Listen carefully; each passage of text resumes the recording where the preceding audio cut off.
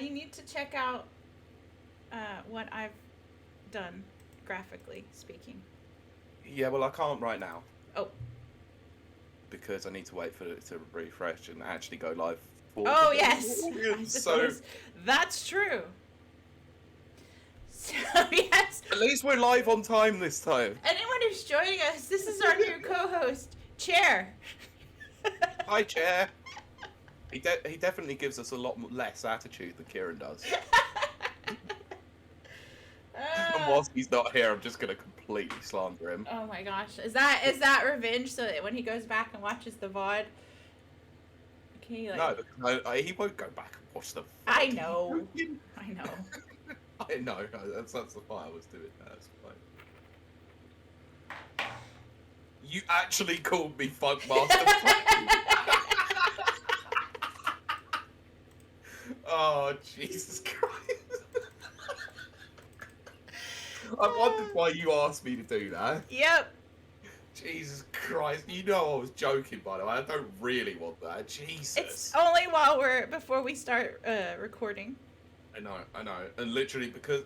So, you see, obviously, with my phone, like, how I screwed it up. So I've got that thing at the bottom there. Yes, yeah. Ciaran's name is literally just Ran. And he's not even there, so it's appropriate. Oh, gosh. I need to take the shadow off of this. Chat, come join us. Gradient off. Let's see if we've got one person, which I assume is me. Oh, I can see that Ciaran is now appearing. See a shadow on the wall. See, look, told you, friggin' dramatic entrance or what? What? I was getting my you weren't privy to the information because you ran off, and I said, look, he's trying to upstage us because he wants a dramatic entrance. Will I send another lovely message out to the people? Yes, please do. And did you like my message last week, Pete? It was a message.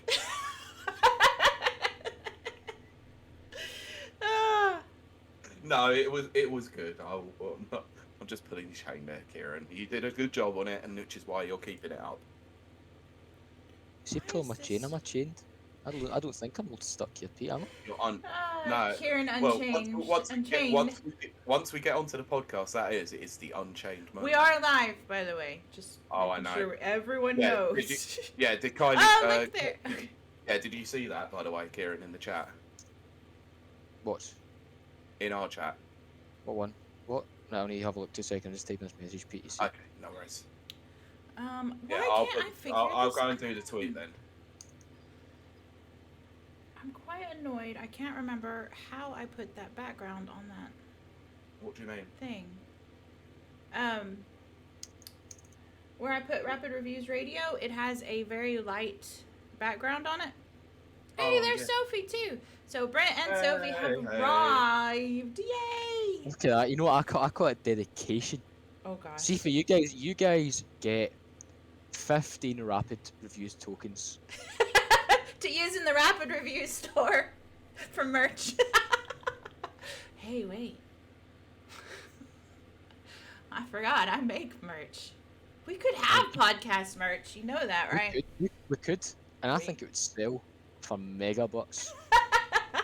You know what, though? And for real life, I am trying so hard to find these mugs. But blank, I cannot find them. I can't find who produces these.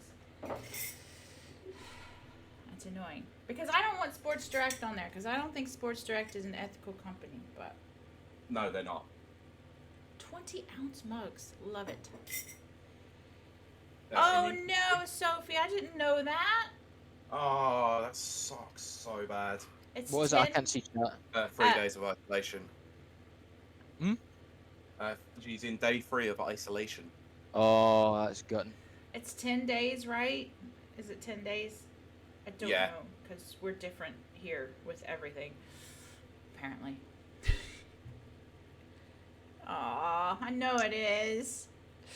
That's gotta suck. Let's see. I'm working on everyone's volumes. And then, yeah, Brent's in day 3 of dog sitting. Yes. Did we talk about what... Uh-oh. I froze us. Uh-oh. Whoops. Yeah, 10 days. So Sophie's put 10 days, and my cousin who I live with gets to go to work still, which makes no sense. Yeah, No, it does not make see, sense. that is Yeah, weird. so Nothing about this has been consistent. It's been consistently inconsistent. Let's see. 10 days. Oh. I would just get takeaway every day and just watch a bunch of movies and drink a lot.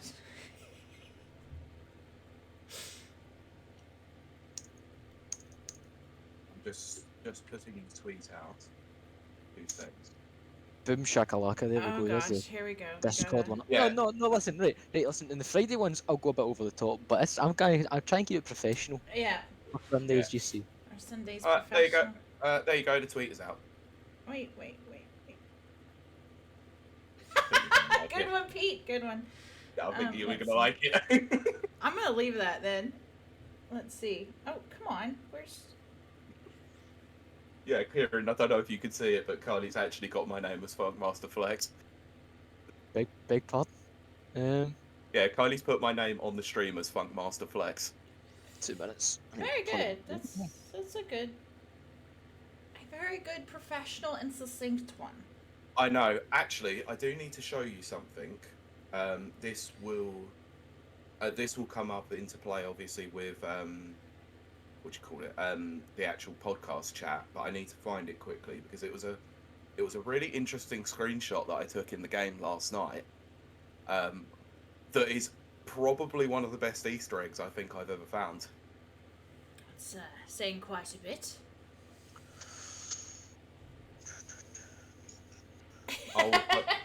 By the way, I will post it up on Twitter later. So yes, Sophie, it is always episode 86.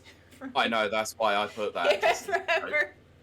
That's why I put it in air quotes too. And Sophie says, oh yes, I told work I will be doing the minimum so I can play Stardew the whole time. Yes, now that's how to do it. See, that's doing it the right way. See, with regards to episode 86, I think it's one of those scenarios where if you don't laugh, you'll cry, because the more I think about it, yes. the more it is like some Dystopian. curse that haunts us. Yeah. It's a curse that haunts us now, and yet we still laugh at it. It's all you can do. Yeah, all you can do is laugh. I think people are forgetting how much Right. of an absolute fucking problem that was. Language, Ciaran. Oh yeah, sorry, this is Sunday. It's Sunday, my man. I mean, listen, right. This is not the recorded one, right? Not everyone will be No, hearing this. it's not I recorded. know, but you got to get out of the habit of Plus, Friday. yeah. To be fair, Pete, right? You did swear like Oh gosh. A Yeah. couple of times on the last week. Sunday, I yeah. know I did. You know but- what? You know what, Pete? Thank you, because now I can say that I've swore less than you on a Sunday, because I'm not going to swear. I'm not going to swear. any No, other. I'm actually gonna make sure that I'm on my best behaviour today as well. I'm just posting this screenshot in All right, Brent, we'll our be here chat. when you get back. Yeah, sorry, Sophie. I forgot that this is PG, It's- family friendly. It's the Sunday. It's the most. Okay, Brent, we'll I'll speak be to you perfectly later. honest with you, Sophie. I have been completely burned out this afternoon by WordPress and its nonsense. Yeah. That's all our discussion. So yeah, I've just posted that screenshot in our chat. So have a look. Is that a glitch? No, it's an Easter egg. Let's see. That's brilliant. I like that. Yeah. Brent saw them. He was like, I like the way that they're squeaking as you go down. But Oh we'll my talk about this gosh. more.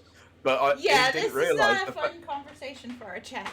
I know, but I just wanted to mention it to you. I will bring it up later, obviously, so because I think that's excellent.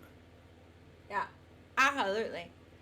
Yeah, and well, yeah, we figured out how to get past that section that we struggled on, Kiley, and it was so unbelievably obvious. It was. Oh, I ridiculous. will say this. I can't believe I'm going to say this live while on something being recorded, but so when we three ganged up or whatever on our rounds, I was annoyed because Ciaran made the tactical decision for him and Pete to go plant explosives while I stood on the dadgum ship and shot at zombies, and I was bored.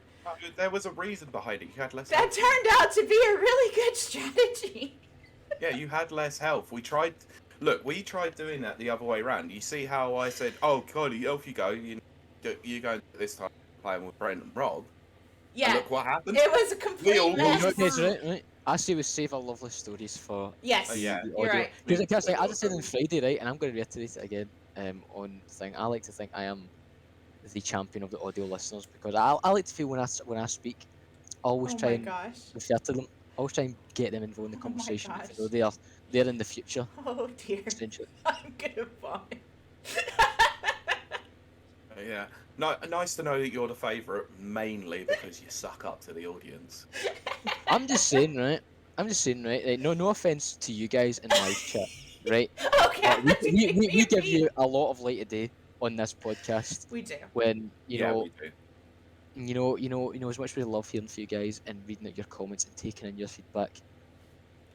We have many other people out there who cannot be here with us today that probably cry at night because they cannot be with us here live and they feel left out. And I don't like that. I put myself no in one should be left out. Why are you doing this to me, Ciaran? What is going on? It's like I like to put myself in their shoes, and I think what they like me missing out on all the fun on a Twitch thing. Nobody should ever be left out of anything. No, I didn't say anyone should be left out at all. We never mentioned. We've never ever said that. There'll be some young, aspiring, working class writer out there that loves a podcast, but because money's tight, he only gets internet like one day a week, You're killing me. and that's why he can't join us live, but he can still listen to the audio version. Oh my gosh. But he is always reminded of how sad life is because he cannot join us live. No, He remember the knows stream is part of the supplementary. Oh my And you know what, gosh. guys? That is an absolute effing tragedy. Cussing tragedy. Yeah, that's a cussing tragedy. Ciaran knows how to bring the tears. Yeah, I'm about to cry myself to sleep after that. I one, mean, thank you. so it wasn't anyone specific. I'm just talking about general audio listeners because you never know what goes on. You never know what other people's lives are all about. And I just Oh think. gosh. I still don't know why we Make invited sure this that they guy. feel included in our conversation. You know. And you can tell the passion because he's shaking, man. He's like, I'm I mean, it does. It brings a tear to my eye. So it does. Oh gosh. Eliciting the emotion. That's what writing's all about. Or storytelling. Storytelling's all about. I mean, let's be honest. It's probably good that someone channels the emotion because all you get from me is angry. All you get from Kiley is blank. I mean, Pete, you're right, and Pete, you get from you we get kind of stone cold Pete Beckett. With Kiley though, I'd say Kiley's a bit more explosive. Like she's the opposite. Yeah. And then with me, Look, you got my emotional moment last week. That is the only time that's ever going to happen. see Pete, believe it or not, right? I've already forgot what that was. What, when we were talking about the let's not horrific, revisit yeah, it. the horrific nature of what we were discussing, Yes. and we were reading a statement. Oh yes. That's Yeah. right. Yeah, it's Yeah. probably best that we ignore that from now on, of course. Yes. But that's but what I yeah, said. I went back in the you know edit what, and I Dan? could hear my entire voice had changed when I was listening to it back. It was horrible. Yes. I could see it. I Chat. could see it in my face. Chat. Let us know how volumes are because I'm kind of. Discord's added a new feature. It actually might not be new. I just didn't know it existed. I think it was new a couple of days ago, but because it's probably one of the... Oh no, you would have had Discord Hold on a open minute, yesterday. Pete, should I have- That's weird. I was still using Audacity. No, right? No. No. I'm gonna be clap. perfectly I'm gonna be honest with you. Audacity can suck my cucking penis. Listen, right, hold on, right. I use the F word, right, but you've gone completely vulgar with it today, Pete. Thank you, Sophie, for telling us our sound is all crisp, and I Thank must you. apologise Thank again for Pete's for Pete's Oh my absolutely gosh. outrageous Ciaran, vulgarity. I'm What if Ciaran, we no, used I don't the care. scientific terms? That would be so much grosser if we used What? Alice? yes and coitus and all that stuff instead of effing. No, that sounds classy. It's Latin. It's Roman. Yeah, there's probably a man back in ancient times called Phallus Supremus. Like, it sounds like a first name. If we're being perfectly real here. Phallus Rex. Oh my gosh. Or if you've never seen Life of Brian, Ciaran, there's another one that my- we've already. Yeah, yes. Biggest.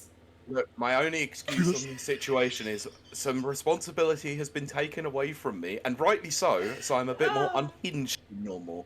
Oh gosh. You find it funny when I say the name. Biggest. Nah, I'm Yes. just kidding. We should do a no laugh challenge, but I would fail that immediately. Yeah, I was gonna say that would. Yeah. Absolutely not. Oh. Absolutely not. Okay, why are you so virulently against it, Pete? I know Peter make his content creators. It'd be so cool, man. Exactly.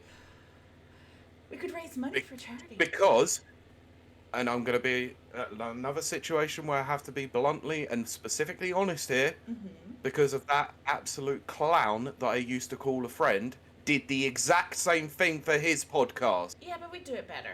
And he still listens to this, and I wish he would F off, to be honest. Well, So I don't want to give him any more encouragement to annoy and stalk me. Pete, think happy thoughts. No, the guy is an absolute clown. I hate Yes, his guts, and I I'm want saying- to punch the absolute I'm F out of saying, him. Pete, right, listen, right. This far, Pete, you've used vulgarity, and now you're showing aggression to our viewers. But this is meant to be a place of peace, place of friendship.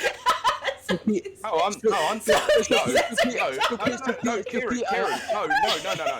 no. You don't know the full story of this guy. oh gosh. He still watches. He still listens. I'm calling the absolute anus out for once because it's been 2.5 years, and I Sophie- wish he would just go away. Yes, and I think you're absolutely valid in that. But Sophie is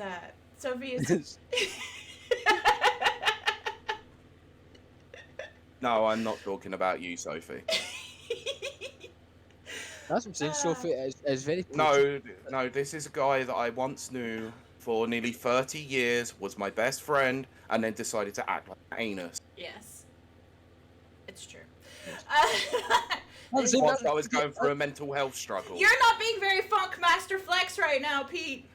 No, I'm being the absolute Debbie Downer, so you might as well just change my name. Bring the funk, Master Flex. I will try. I need to get back into my funky rhythm. Well, you know what, Pete. Right, see, since you've got it all out now, it means that you won't. Yeah, that's natural recording. So you know But what? That's why I'm doing it. I need to Sophie, get. That's a good point, actually. Yeah, I'm letting it loose before. Don't, God's sakes, Kiley. Why does everything I say have screwed by you? Sophie, that's not very Funk Master of you. Yeah, I know. Oh dear. I'm just raising my chair's too high. Hold on, watch this. Get it to smoke less. There we go. That was Mouldering. it. That was it. Did you see? Yeah, the smouldering look. No, did you not see me like dip? Yes. Yeah. Screw you. No, I'm I trying done to- something really cool there, which It was was a great just move. which was just lowering my chair, and no. Weird flex, but okay. Well, you can now change his name to Chairmaster Flex then.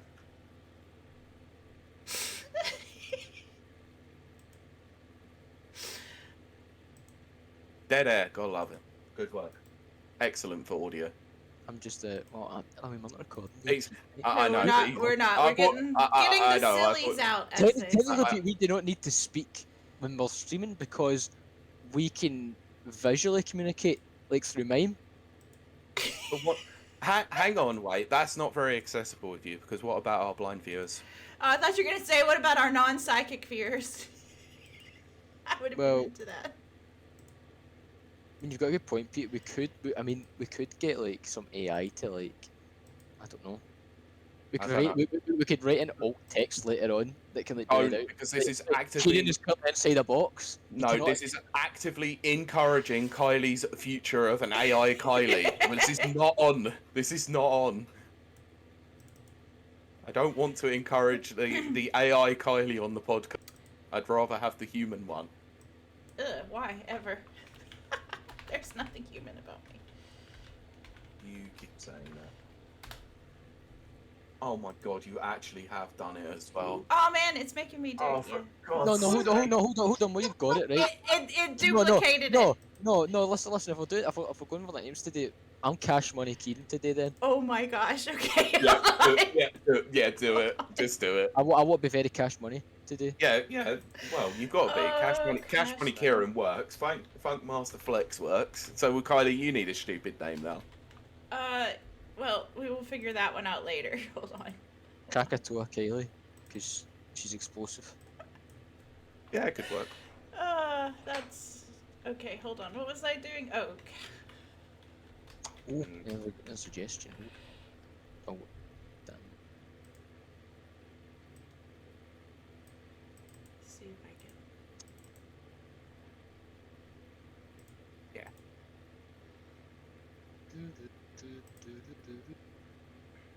I love how we're just sitting here waiting for Kylie's next update. Pete, do you like to move it? Oh, I yes. like to move it. I like to move it. Yeah, that's as funky as you're getting from me at the moment. Yeah, Sophie, you're watching live editing in progress. Yeah. Yeah, I must admit, this is in fact some like high quality viewing. as I'm Oh, I sure know. you- That's why. Absolutely. Even This though, is right, absolutely entertaining. Kylie, Pete, I'm giving you 8 minutes now till we start this thing. Oh my Us, god! or are Should you have giving? passed. Are you You giving? you've learned too many tricks from Kylie about shouting into the void. It works though. Especially No, your no, one no, on no, I'm Friday not- stream. no, I'm no. The other one on Friday He's stream doing the it other for day where you were us. literally like 2 minutes. No, I'm not gonna lie. It did make me laugh when you did it. Literally staring 2 minutes. It was very funny. Hello? Yeah, I know. It was. But it was eight amusing, okay. minutes for chat and 8 minutes Yeah. for us because Well, that's when we're we gonna need to start. get the show on the road. Yeah, admittedly, we are. I mean, I were don't- a little bit late you're right. because of my fault, Yeah. and now I'm No, taking that's full fine. responsibility for it. No, because every time it's always Kylie who's late, so I'm taking full responsibility for my terrible ass computer.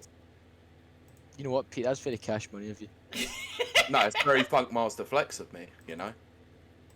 The Funk Master Flex knows where his butter is bread. His bread is butter. Sorry, I can't even talk today. Right, Wait, that's it. I'm out. repeat See you that. later, guys. What? Butter's bread, butter. Do you can do anything? No, Yeah. I know what I want. I feel called out, Ciaran. I do have a mild. I have a right, mild. I don't know. Kiley, I see we are going with it. I don't know if it's appropriate for today. What? Yeah, I'm gonna. Done. I've got one. I've got one. Hold on. I've got one. No, you can't Yep, do that, that's- Kylie. yep. That is no. Me and Pete are going to put the foot down here. Clever as it is. This is not Friday. No, she didn't Yeah. even know what one of those was until I told her that. I told her that term because I told her about a story when I was in Italy, There, I've changed. and I'm not. No, I I was will going to have, say, we're on a schedule here, so I don't want to. I will have to tell you. I'll have to tell you later because it's not appropriate for this Twitch stream. It's not. Kylie, have you noticed that there's a Funk Master Flex in this normal text up the left corner? Oh, it is. There is. There's another duplication. Yep. Let's get rid of that. There. Okay, yeah, I can get on board with Bilbo Swaggins. That's. I mean, I was that's going to good. say, if you're going that direction with kind of silly names, then why don't you have like a name like Warren Iraq? What? Warren Iraq. Yeah, I know, but a bit too political. Oh my god. How is it political? It's just a name. Bit too political. Well, that's No, not fair to Mr. Iraq. He can't help his name. Yeah, Mr. Iraq. W. Iraq. Warren Iraq. You can say it however blooming hell you want. You know what it says, and you know how it sounds. I don't. What does it sound like, Pete? No, because that would be too political when even mentioning that. So I'm not going to. I know what you're doing here. You're trying to lead me down the line. What? No. I'm too smart for that, my friend. Oh gosh. No. We'll just leave it with Bilbo Swaggins and we're done. Because I think actively encouraging Kiley to keep updating the names is going to put us later and later. So we need to stick to the time schedule.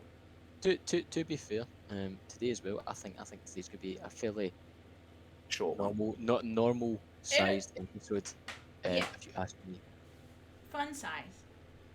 Yeah, fun size, not too long, and hopefully next week will be too long as well because I don't want to keep a certain someone next week. I'm not gonna do that this week. We'll yeah. save So the surprise. okay. What So is that? Sophie has put, there is so much chaotic energy, but I would never ask for anything less. I mean, Yes, I'm like, exactly. I mean, I wouldn't even say I'm like one of the chaotic ones here. I'd say I am the embodiment of order. Really? Yeah, you are definitely definitely chaotic Pete- neutral. I would Pete- say. I mean, Pete, I'd say you're full on neutral and Kiley is just chaotic. Absolutely not. No, you've not seen me proper chaotic yet. But that's why I'm saying you're neutral because Pete, you sometimes have to maintain order, but you can also go off the rails. Whereas Okay, me, fair. Yeah, I can go off the rails, but when it needs for it. Yeah, I would say. Let's step up Okay, the- I would definitely say it's probably neutral good then in that respect. I can vibe with that. I would definitely go that probably Kiley is chaotic evil. I'm chaotic good. No, you're not. No, everything is a euphemism for you. That is not good. It's wholesome, smut. Yeah, it's called smart. That doesn't make it good. It's wholesome, smut. No, it's not. Smart cannot be wholesome. I'm It one is- of the few that people is that can pull it that off. is a that is a fallacy, and you know it. You did that on purpose. Point proven. Yes, I led you down the path to prove the point, and it proved my point. Thank you, Kiley. Maybe I... Exactly as planned. I knew how to manipulate the situation. Dolly Parton is wholesome and smut. Yes, she is, I love her. but she's also like 70 something. One day I'll be 7. Yeah, you will be. Yeah, you will be. But she, she I mean, she's I earned mean- more than enough like prestige, What, over those Ciaran? years. What? I was gonna say I wouldn't hold out hope for that because by 2040 we're probably gonna be close.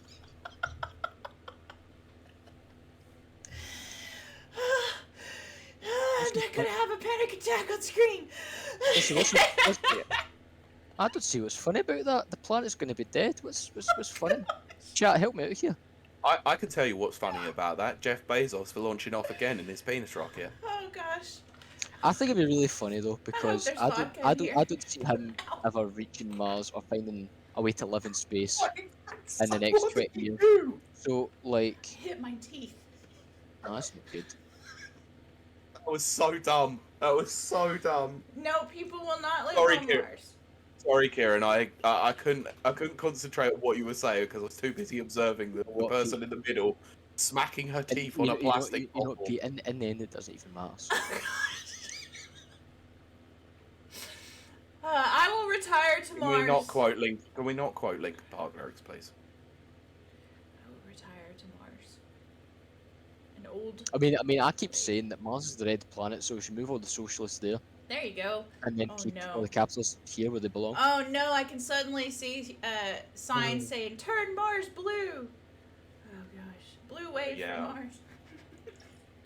It's Yep. the red planet. It makes sense to shove communists and socialists on there. Yep. So Sophie has put the planet isn't going to die. No, but we are. Well, tell me, Sophie, what can we do to stop it? I think this requires your best GT impression to say Right. something about the current Is it state time? of the worst polluter in the All world. right, we've got one more minute, and then it's time. As- Yeah, I was about to say, get yourself ready. yes, Have a yeah. look. So whoever's starting the podcast. Wait, so you guys, I'm assuming you're just going to pull the audio first, that's why I'm not using the thing. Yes, so I was supposed to mention this to you the other day. I did briefly mention it to Kiley, I think. But there was another section that I just thought of that actually I don't know if we can actually get away with this because it might be copyrighted. But actually having the theme play on the Twitch stream, Me too, Sophie. The theme, but I thought the theme was ours, technically. it's not.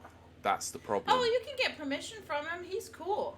I was going to Yeah, say, like, I know, but we never said about the Twitch stream, so I would need to ask him Yeah, first before we totally did it. So ask him. I'll pop a message across and see what. But we you can have to edit. You have to edit this anyway. You can't add in our crazy crap before the do. No, intro. I know, but I've been exporting the YouTube video. I've been exporting the stream straight to YouTube that doesn't have any theme music. Oh, I see what because you're of it. saying. I got you. So I got having it for the sake of the streamer Oh, I got yeah. listeners. That's what I mean. So Yeah, not but- ask him. He's cool. Oh, Sophie Send it put. on. Oh, you were asking the wrong. You asked the wrong person. I could go on for days about how to save the planet. Ha ha. well then, Sophie, would you agree that Oh no. early 20th century capitalist corporation marketing and branding put a lot of the responsibility of climate change and climate change solutions on the modern public rather than the corporations themselves, who are producing 70% of the When- world's pollution? When did we become agree? politically climate alarmists? Because we have to be. It's time now. It's time now. Yeah, right. Are we gonna get started on this? We are getting started. You decided to go and have a bloody rant about Huh? saving the planet. I'm gonna have wine. I wasn't going to, but I am now. Oh God, no! I'm not even reading that, Sophie. Sorry, I can't even get into this right now. We have as much as podcasts so, to Sophie, record. as much as I would love to discuss this, perhaps. We will come back Finish to the it in the recording. post chat maybe. Yes. So I am doing my boss moment and saying there's an underlying after that. We've got to record. Let's go. So I will count Count us me in. down, yeah. Podcast Yeah, I will. time. Yeah, thank you, Sophie. Love the enthusiasm. So we are going to start the podcast in 3, 2, 1. Welcome to Rapid Reviews Radio Podcast episode 90, which is terrifying. And Is blowing my mind. it really, really is. I am joined by two wonderful, fantabulous gentlemen. I have to my left, Ciaran, Cash Money, and to my bottom, Ugh. Pete, Funkmaster Flex. And of course, I am your co-host, Kiley Wild / Bilbo Swaggins.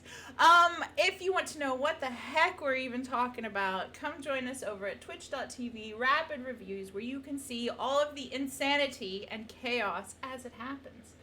But Yeah. And I am known as Funkmaster Flex today just because of a random joke that I made. yes, That's it. I control the graphics, so I make things happen. But Yeah, on the Twitch stream, but I have the control over everything. yes. But we are going to begin as we always begin, checking in with my guys. Ciaran, how have you been? Buongiorno, live chat and audio listeners. Yeah, I'm doing not bad. I'm doing fine. I've had a pretty good time playing games this week. Which one of them we'll be discussing today, but we'll get onto that, won't we? Yes. Yeah. So I've been good. Glad to be here as always. Excellent. Pete, what about you? I'm never glad to be here. Oh gosh. That's a joke, obviously. I know. I'm always glad to be here. It's been a good week.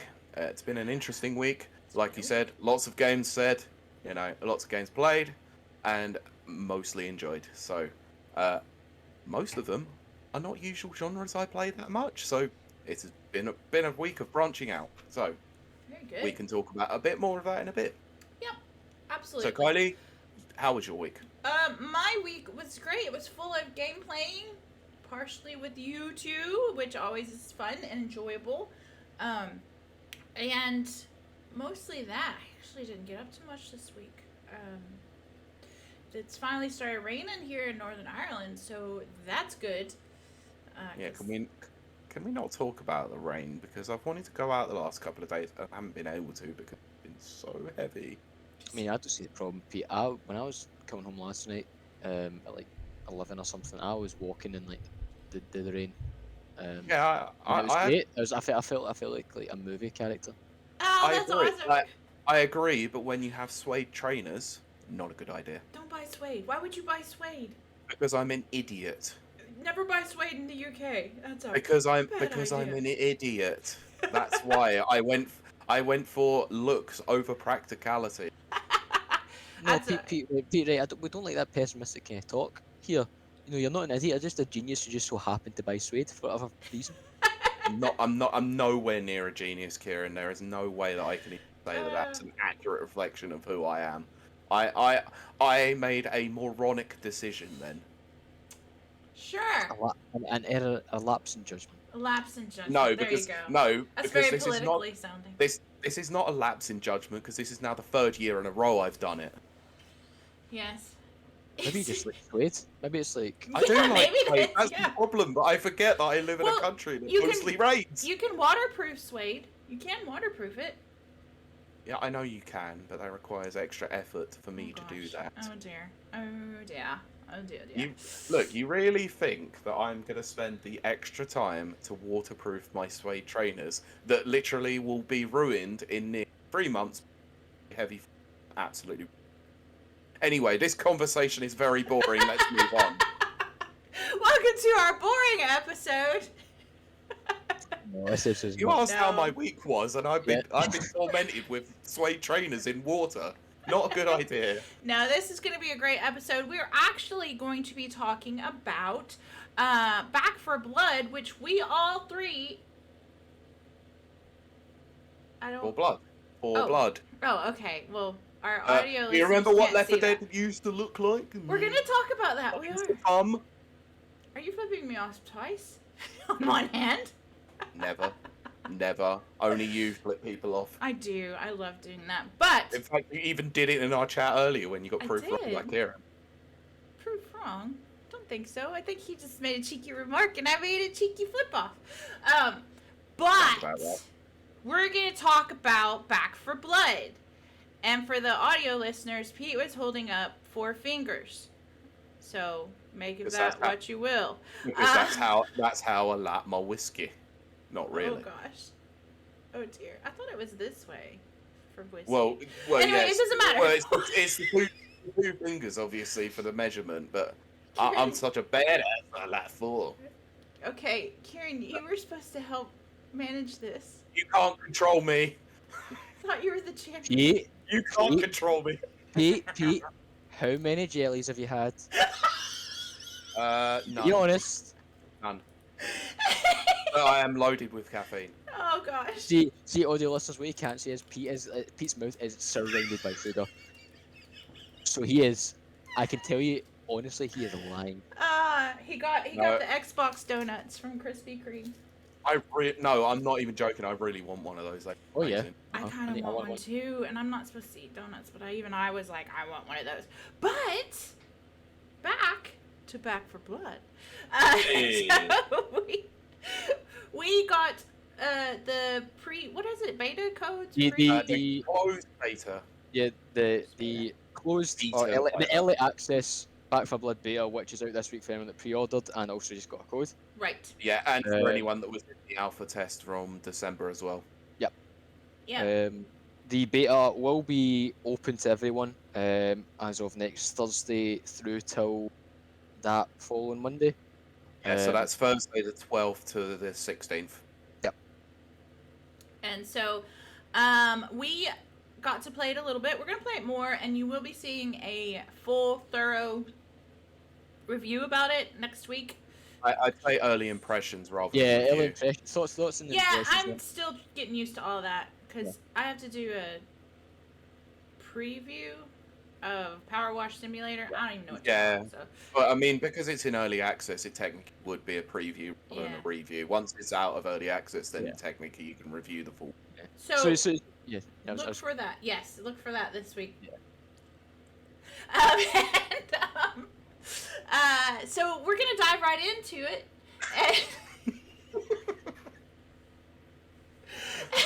For the audio listeners, me and Ciaran are mouthing stuff to each other, and now Kiley's flipping it. So, Kiley, language. Doesn't matter whether you're saying it, it's still a PG stream. Did you just see what Ciaran did? I didn't do anything. No. Didn't do Audio, anything at all. audio listeners, did you hear me say anything? No. But we saw, Ciaran. We saw. Both of you, EG stream. Come on now.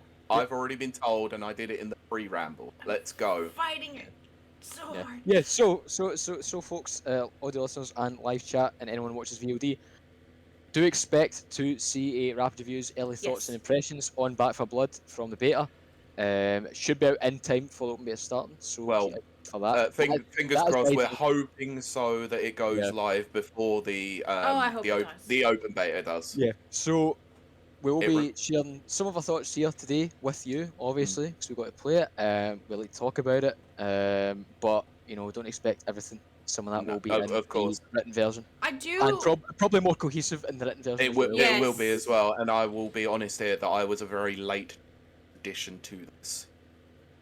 Also, Brent, you said Honestly, good yes. too. You said good too. Oh yeah, he said bueno, adult. Yeah, okay. Okay. Good too, Brent. Good too. But that's a reminder to come join us over on twitch.tv/rapper reviews for all the fun. Unless you're that one person that Ciaran described who only gets internet once a week. Of course, Brent. Oh gosh, I'm ignoring that. Of course, Brent, as always, has a reason for the things that he says, which is because it's his second bueno. Oh, I want a bueno. We also must preface this that Brent was also involved in this coverage that we're going to be doing. So. That's exactly right. There will be an article preview forthcoming. But let's talk now about our initial impressions. Who wants to go first out of you two? Can I start? Yeah, absolutely. Right, guys, say that you can start. Here is the gist, right? The gist is Left 4 Dead is back, and it is Back 4 Blood. So that was purple, wasn't it? Oh my gosh, Ciaran, how long did it take you for that? Like 2 seconds. A flash of inspiration. 8 hours while you're in the bath? So... who spends 8 hours in a bath, honestly? So I haven't played all of it yet. I think Kiley and P may have played more than me. I haven't, no. I have. This part, playing the kind of PvE content, kind of that stuff, that is very, very reminiscent of Left 4 Dead. From the kind of oncoming wave of zombie hordes, the gunplay, just the overall feel of the experience. Like, if you have ever played Left 4 Dead, then like expect to go in knowing what you're getting. But it is more than that. Like, it has been brought into the modern era. With some different gameplay features and elements, but we'll get into that. But yeah, that's what I've got to say. Left 4 Dead is back, baby. Pete, what about you? Initial impressions? As a massive Left 4 Dead fan, playing Left 4 Dead 1 and 2 with my boys back in the day, who are no longer my boys, I'm looking. This was an excellent way of bringing the series back, in all but name alone, because obviously this is the original developers of Left 4 Dead, minus Valve obviously publishing it. It feels very Left 4 Dead, and we're going to mention that a lot. This is essentially like playing Left 4 Dead 3 for me. But that, like Ciaran said, they've added some new additions to it, some modernization of the FPS genre and the zombie survival genre itself. I don't know whether I should mention it now, but there is a very, I wouldn't say unique system, but there is a system there that adds a lot of depth. And I'm very interested to talk more about that soon. We will definitely do that. Jamie, what about you? Your thoughts? I have to echo Pete in that it was very reminiscent of the good old days of just chilling with your pals and playing Left 4 Dead. But I don't know. I enjoyed it. My initial impressions were very, very good. We'll get more into the technicality of it as we're continuing on, but I did find it very easy to just get right back into. Yeah, absolutely. Like yeah. I'm going to lead the charge on the conversation on this one because I want to talk specifically about one thing: customization. because Oh, this was something that wasn't included. Go on, you carry on before I carry on. Sophie's actually brought up a very, very good point. I don't know if one of you two want to take it and run with it. Oh, right. Yeah, Can we She quick? said- Let me read this out. So, can we quickly cover what the Left 4 Dead series is about, and for those who haven't played it? Yeah. Good point. Yeah, I think we forget Yeah, that not everyone's honestly. played Left 4 Dead. So I'll go through this. So Left 4 Dead is a zombie survival FPS that is based on co-op more than anything. So it's up to 4 players, where you run through as a team to survive a zombie horde, basically, including regular zombies as well as special zombies such as what they called boomers. Spitters. Yeah, they had the witch as well. Exploders. There were various different special enemies that you could get that were absolute. So the series was essentially Left to Die. Ha ha. Yeah, see what I did there. Was Left to Die by Valve, unfortunately. But the original. Shut up, Ciaran. The original creators. Sorry, the original creators moved away from Valve to film Turtle Rock Studios, who have now gone on to partner with Warner Brother Games to make a spiritual successor. Yeah. If the title itself wasn't enough, because it's back 4 as in the number 4 blood. Left 4 Dead was the same what was left. Left 4, which is why I did for the video, which is the 4, because that was actually on the case minus thumb. Yeah. Yes. Attention to detail, I know. I looked at that cover too much. So if I was trying like give something that I'd say most people can compare it to. So if you think about the kind of spin-off modes that FPSs kind of generated back in the day, things like Call of Duty Zombies, with like these waves Horde in Gears of War as well. So think about that, but rather than being restricted to a single map, it was like that kind of wave-based co-op shooter in a campaign format and setting. So you'd play through kind of story missions and it was acts and chapters. It was very well structured, and like especially in Left 4 Dead 2. Yes. They always try to peddle it as if you're going through some kind of movie. Right. Yeah, that was always the good angle that they went with it. It was always schlocky B-movie sort of style, but it was always 5 acts in length, and it got progressively harder as you went each act as well. The zombies were incredibly quick. They would run at you. Oh yeah, like when we say like hordes of zombies, like tons and tons. Yeah, and I'm talking like if I'm talking about a way to describe what zombie behavior is, sort of like think 28 days later. Well, I would say more like World War Z. World War Z is also a good comparison as well. World War Z, when that came out, the game version anyway. World War Z, like I think even now it's still got a dedicated fan base because it's that third-person alternative. Yeah. So if you played World War Z, the game, just think of it World War Z but first person. Yeah. For sure. So there's a lot of games like it, but I think that's something I want to go touch on. Absolutely, This later on. So I'm going to ask a couple of questions. But okay, so Pete, when you booted it up, for lack of a better term or whatever, and you found yourself because there's no spoilers, right? We're allowed to talk about everything. We're allowed to talk. I think we're allowed to talk about everything. Yeah. There's no NDA. I think. Yeah, because the beta, you can talk about it because. Oh yeah, you're able to stream it and show it. People will be talking about it next week anyway. It's like. Right. Yeah, exactly. So Pete, take us through what happens when you sign on and you're, bam, in the first starting area, which is the encampment. Can I preface this by saying that I am currently playing this last generation, the Xbox One X? Yes, but I would retain some of that for the article. But yes, you're right. I know, but I feel like for full disclosure, I have to mention that I'm playing on the last gen. So I think that's fine. Admittedly, graphics are probably not quite the same as you guys are getting on Series S, Series PC, whatever you're playing. Actually. But when you boot the game up, this is very different from Dead because there is actually a hub. Like there is an actual hub world where you can move around in this free space where you have various different things there where you can either start your campaign, go to a boxing ring and start PvE, player versus enemy, or player versus player. Sorry, not PvE Yeah. is the main game.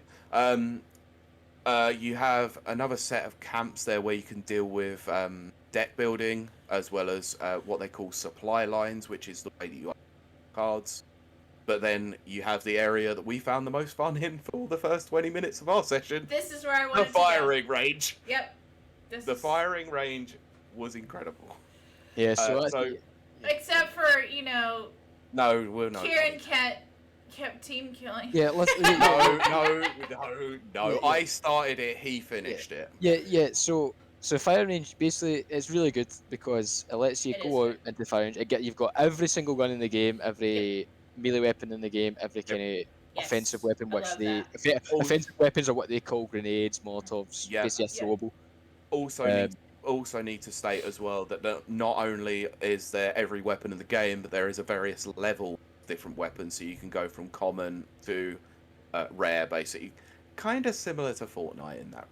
So, well, see, I think you don't really see that, and you don't see weapons that too often in that game. But one thing as well, you can do weapons can be improved with attachments, which are also in the firing range, and you can put them all on. I really like that. This is kind of where I was going with the customization, is the customization of weapons, which is something very different from Left 4 Dead, because there was nothing like that in that game. There's not, that's actually, you don't find that in a lot of games, but I really, really like that, because it helps you see what is your strengths, you know, because, like, it was very obvious that all three of us had very different styles, very different strengths, and we got to mess around with the weapons. And see what was going to work for us. Including Ciaran finding out that the fire axe has a one-hit kill. Yeah, listen, right. So, I mean, it should come no surprise, right, that zombies don't take much to kill with a melee weapon, right? There's like a couple of weapons that, like, 2-hit a zombie. And then I find the fire axe. Now, the thing is, right, I hate that. a fire axe is obviously going to one-hit a zombie, but I want to understand how powerful it is. So, Pete proved that you can in fact kill each other out in the firing range. You know, test DPS and stuff. For the purpose of testing, I decided to shoot Kiley. So I may or may not have went in an axe murdering spree. Yes, killing spree, definitely, 100%. The fact was that you kept saying it as well. Killing spree. I did end it eventually. Yeah. Well, listen, right. I would say after my rigorous testing, right. Yeah, the fire axe is the top choice, but it is a bit slow. This is me going like really in depth here. I suppose that's something probably won't be able to do in the thing with specific weapons, but specific weapons, right? You do have bigger melee weapons that are going to have a better time to kill, but then like speed wise, it's just not optimal. That's why when I was actually playing the game and we were actually killing zombies, like something like machete was far more fun. Yeah. I was going to say, should we talk about the actual melee weapons that are in the game first? Because I don't think we necessarily go into that level of depth, really. I don't want to bore everyone by like... we can go over the different class of weapons, though, obviously. So okay, well, that's kind of what I was about to do, is the different classes of weapons.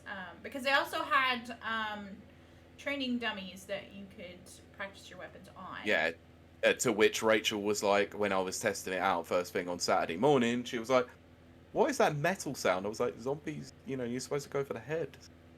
You know. Yes. Let's have the metal there so it's distinctive and you can hear a particular sound. Yes. And she was like, that's really annoying. Because I just kept hitting it over and over again. You can also shoot cans, which I did. Brought me back to my Texas days. Yes, and then you could pick up basically a blunderbuss and just yeet Kiley in one shot. We won't talk about that. Well, I just mentioned it. Don't need to talk any more about it. No, but yes. So, did you two find a class of weapon that was easier than the others, or do you think that they're all pretty just broad and appeal to vast different styles? Go on, Ciaran, you take this. See, I think with weapons, right now, I don't know if you guys I've played any hard difficulties, but we played in the kind of lowest difficulty, and even then, like lowest difficulty, especially towards like the kind of more penultimate campaign missions that are in the beta, got really tough. Yeah. Like really tough, really intense. But see, I feel that's why there's the weapon classes because of difficulty scaling. Yeah. Because right, most of the time zombies really do not have that much health. Zombies Right. are really easy to kill. Obviously, I think at high difficulties that their health might go up a bit. I don't think that much though, because the whole point is that you are meant to be able to cleave through groups of zombies, whether that be with a gun or a weapon, that melee weapon. Cannon fodder is. Yeah. Well, So in doing that, logically, right, why would you use a slow firing single fire, single target sniper rifle against a big massive group of zombies that are running at you? But this is the balancing act between the two, though. But that's the thing, right? I think a normal difficulty, you really don't need to be that. Precise. Oh no! I'm gonna disagree with you there, because where we got later on in the game last night between me and Brent, you need to think about that a lot. Right, but see, that's the thing, right? From what I've played, right, if you're right, you're going to be dealing most of the time with squishy, ordinary zombies. Yeah. And so to clear them out quick, you're going to want something that fires fast. That's SMG, assault rifle, or even a shotgun which got a wide field with. And that makes sense. That's why when I look at a sniper rifle, I'm like, why would I ever pick this up? There is bosses in certain missions, big bosses with health bars and the whole shebang. So I can see it there. But even then, with 4 of you, with like an LMG, a shotgun, you can still put out the same amount of DPS and probably faster. Yeah. I'm going to agree with you there. It just seems more optimal than someone just running with a sniper rifle, because it's purely for boss DPS. I disagree. I absolutely disagree, because I got to a situation where, because I kept going down, my health kept going down further and further and further down, and you can't recover it. It grays it out.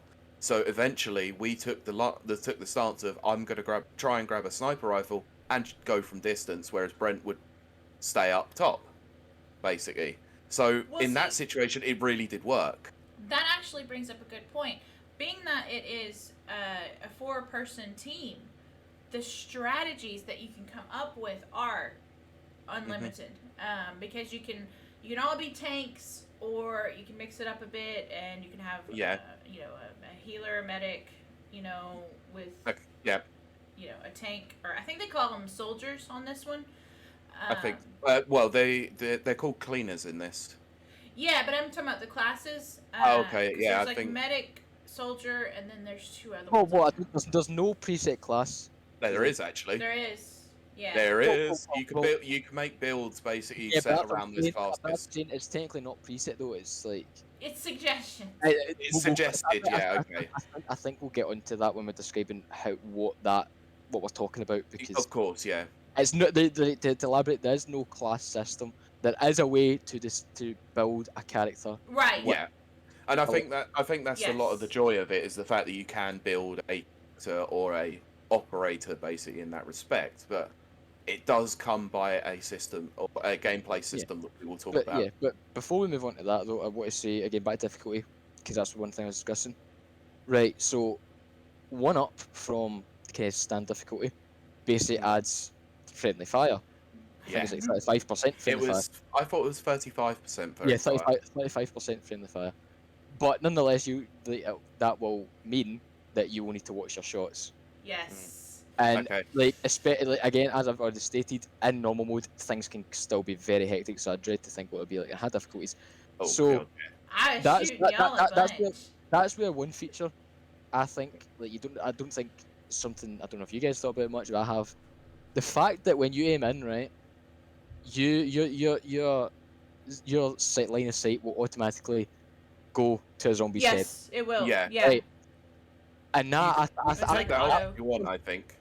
I think that I think that is disableable, but I think in the higher difficulties that'll be crucial, especially given friendly fire and just the speed that you have to go.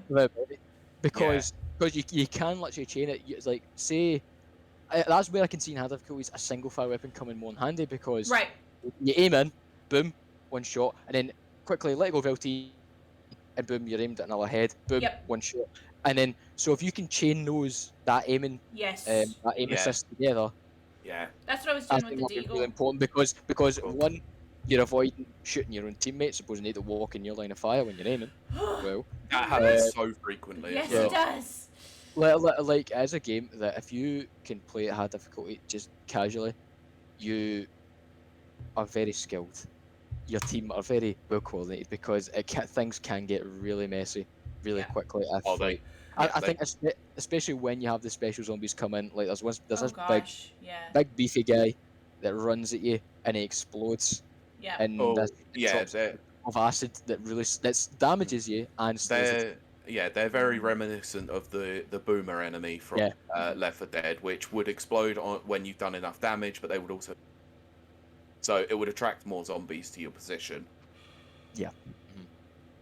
So Brent has actually put characters give you a starting perk and weapon, but you don't have classes. Yes. I'm not going to read the other two because it alludes to something. I we mean, need I to mean, I mention a think bit more. that's a good transition point to be honest to go into that stuff if we're going to open up with. No, Well, I did want to talk a little bit more about. Broadly I speak about it. Okay, I did want to talk a little bit more about the customization. Oh, okay. This was some of the stuff that I was doing that was utterly ridiculous with it. In the firing range and also in the main game as well during the campaign, the customization levels are utterly absurd. Like, Yes. you can do many things with them, including mounting a scope on a shotgun, which makes it like a sniper shotgun, which is utterly ludicrous. I remember And it's you saying amazing. that. That's insane to me. I know. So I was literally standing in the fire range, put a long range scope on a sniper rifle and could hit the furthest away thing from there, whilst also having the pellets spread, which is ridiculous. So That's crazy. I think it might be something they might eventually tone down in the game, balancing. But I just want to shout out the absurd level of customization with weapons. It's something I've not seen to this degree in a lot of games. Well, I would say that it's typically what you find. Hey, Jonathan. Jonathan is lurking while playing SnowRunner. Howdy.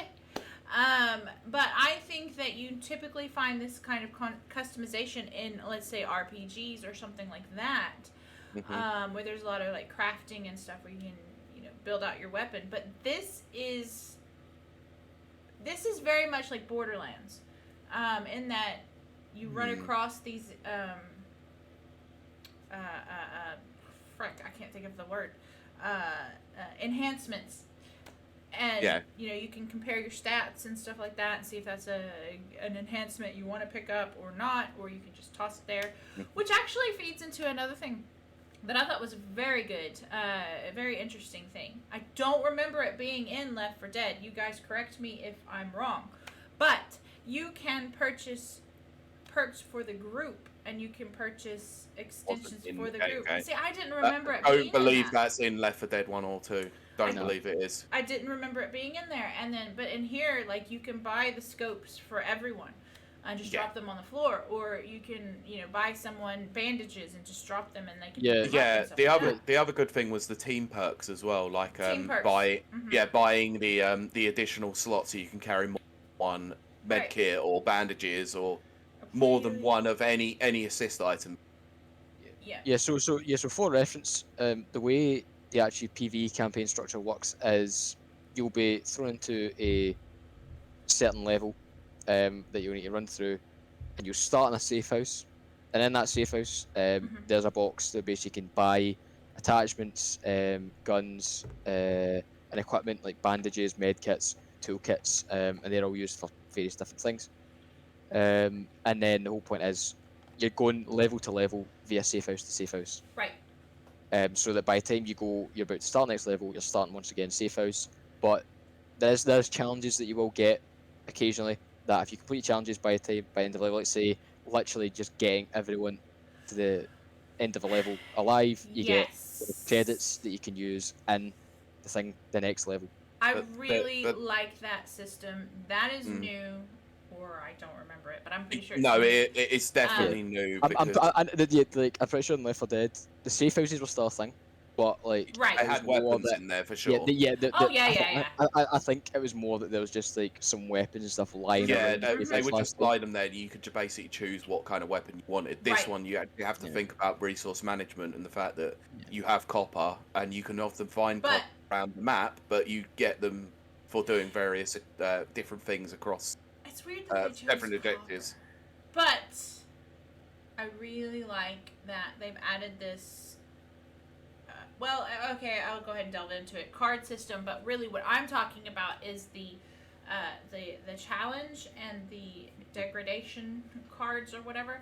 I like that. Do you mean the corruption cards? Corruption, thank you. Yes, that's a better word than degradation. But yes, the corruption cards. It's a nice balance. I like it. I like the challenge that they present. I still haven't quite figured out if you choose one. Is that what for the whole group, or is I It don't know. looks like it's across the whole group from what we were trying to figure out. I think it's like a voting system, an inadvertent voting Oh, system. okay. Yeah. So when you're presented with two, so basically at the start of a level, folks, you're presented with two cards. We'll get more into the card system very soon. Yeah.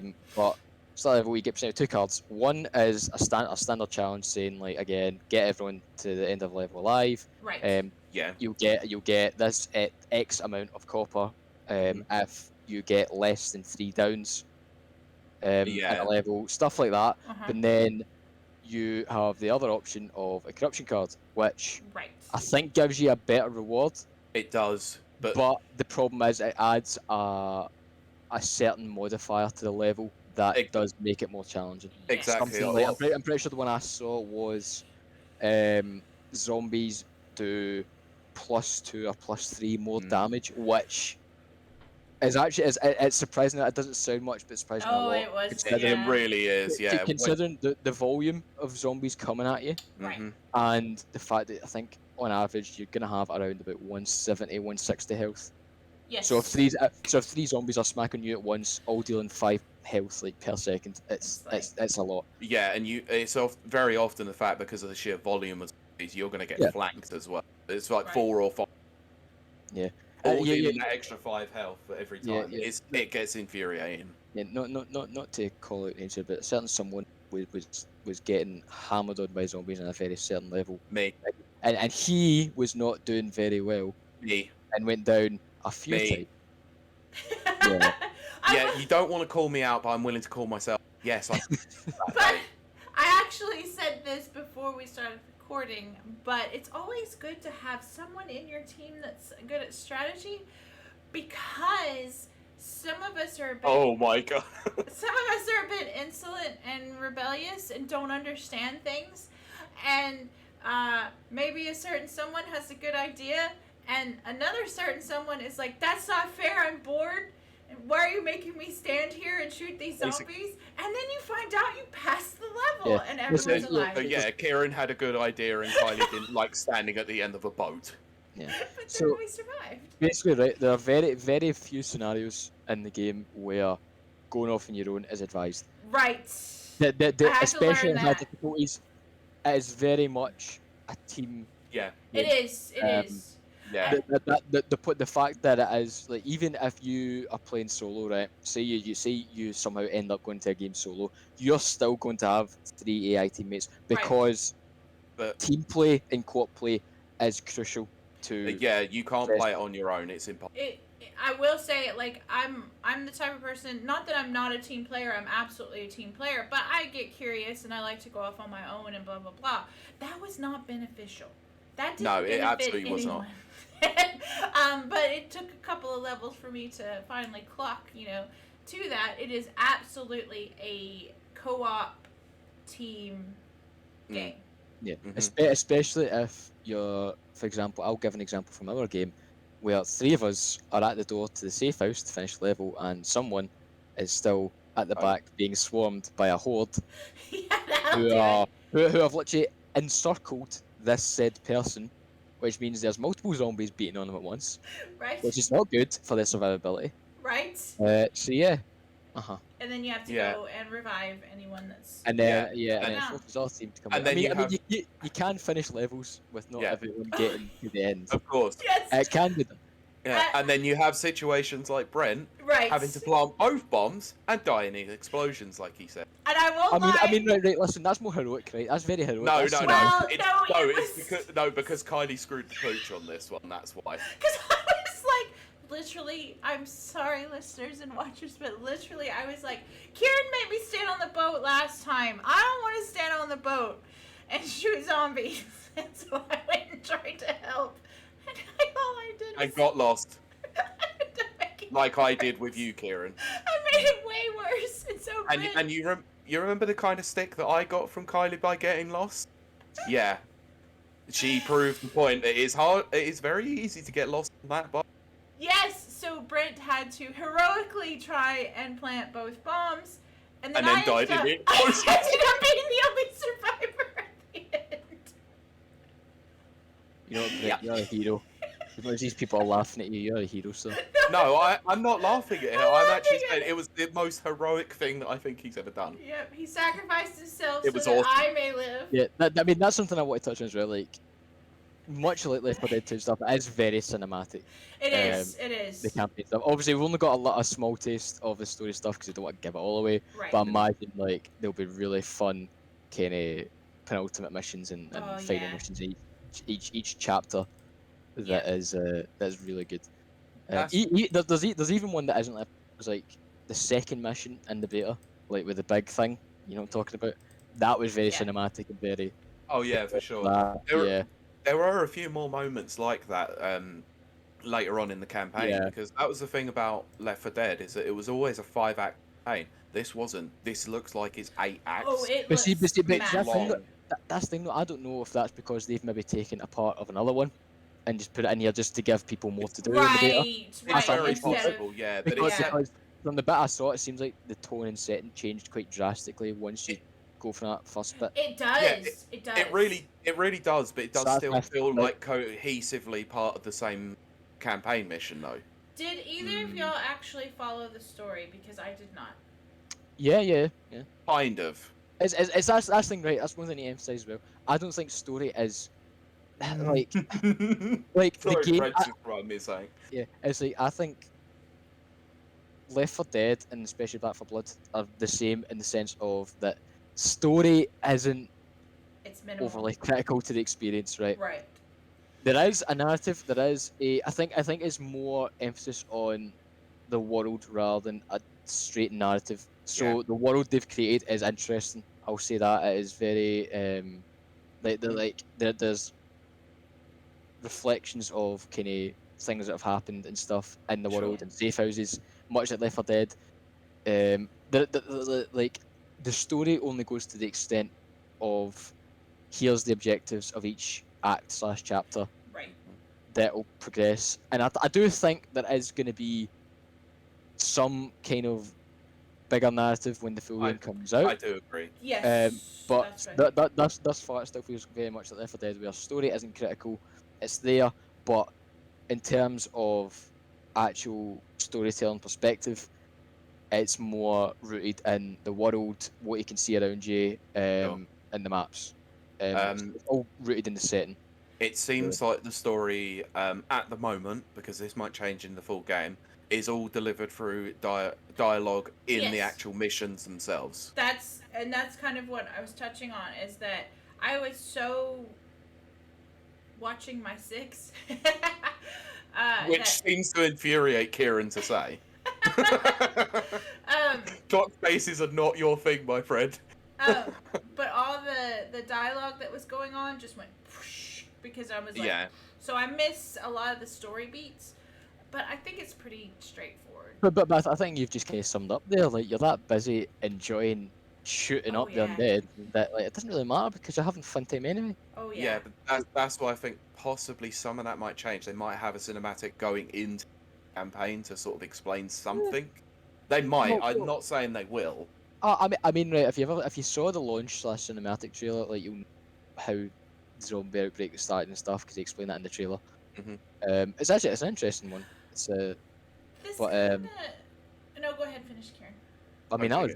that was really it. I haven't seen the trailer, so I don't actually know. It's like great. So the zombies in this game, right? 'Cause, every zombie thing has a special name for zombies now. Oh, You know, of course, Yes. walkers, and so in Back 4 Blood, the zombies called Ridden yeah, I because saw. I Right. they did see are, that because you're yeah, cleaning up the ridden. yeah. Right. So they are ridden because they are ridden with parasites. So I think Oh, from the cinematic trailer, what you can kind of deduce is basically these scientists found something in ice somewhere, thawed it out, Ouroboros.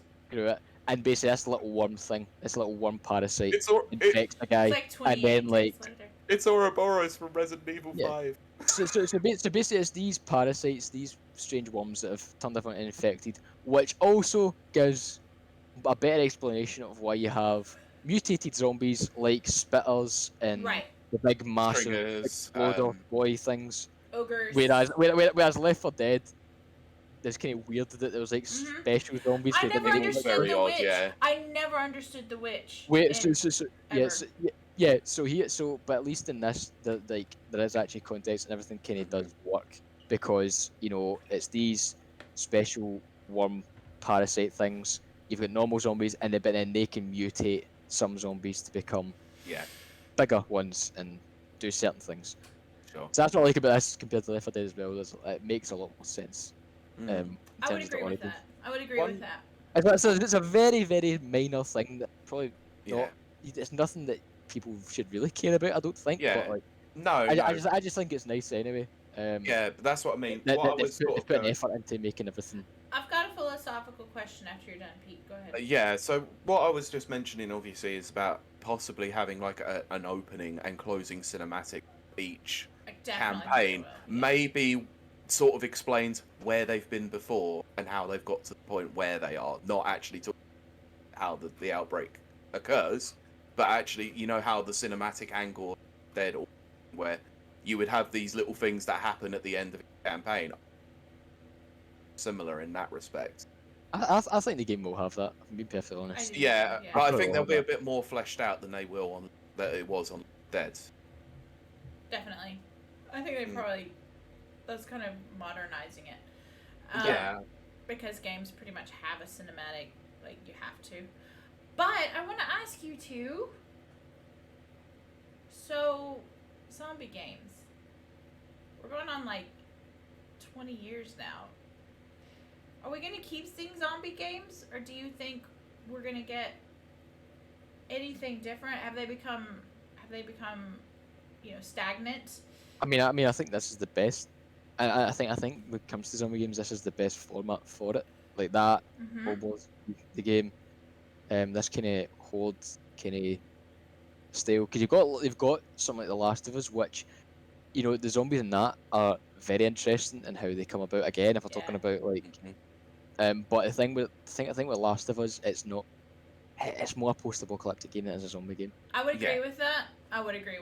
Yeah. When I think about zombie games, I do think about. I even just think about like, Call of Duty Zombies, for Yeah. example. And again, that's a similar premise where it's waves of undead that you just gun down, and it's fun and it's I think that's how zombie games are and should be. But one thing I was going to say in terms of like how this feels like a more modernized Left 4 Dead, other than better graphics and Right. performance and stuff, is another very small thing. You don't start in the main menu. You load into the game and you load straight into You the kind of social Yeah, hub we call it. that's So yeah, so good where you point. get to walk around basically this settlement that you're in. yeah, Right.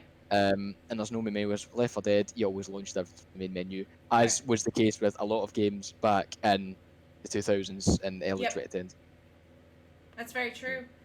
It's just little things like that. Is like how you can tell like how games have kind of changed in that way.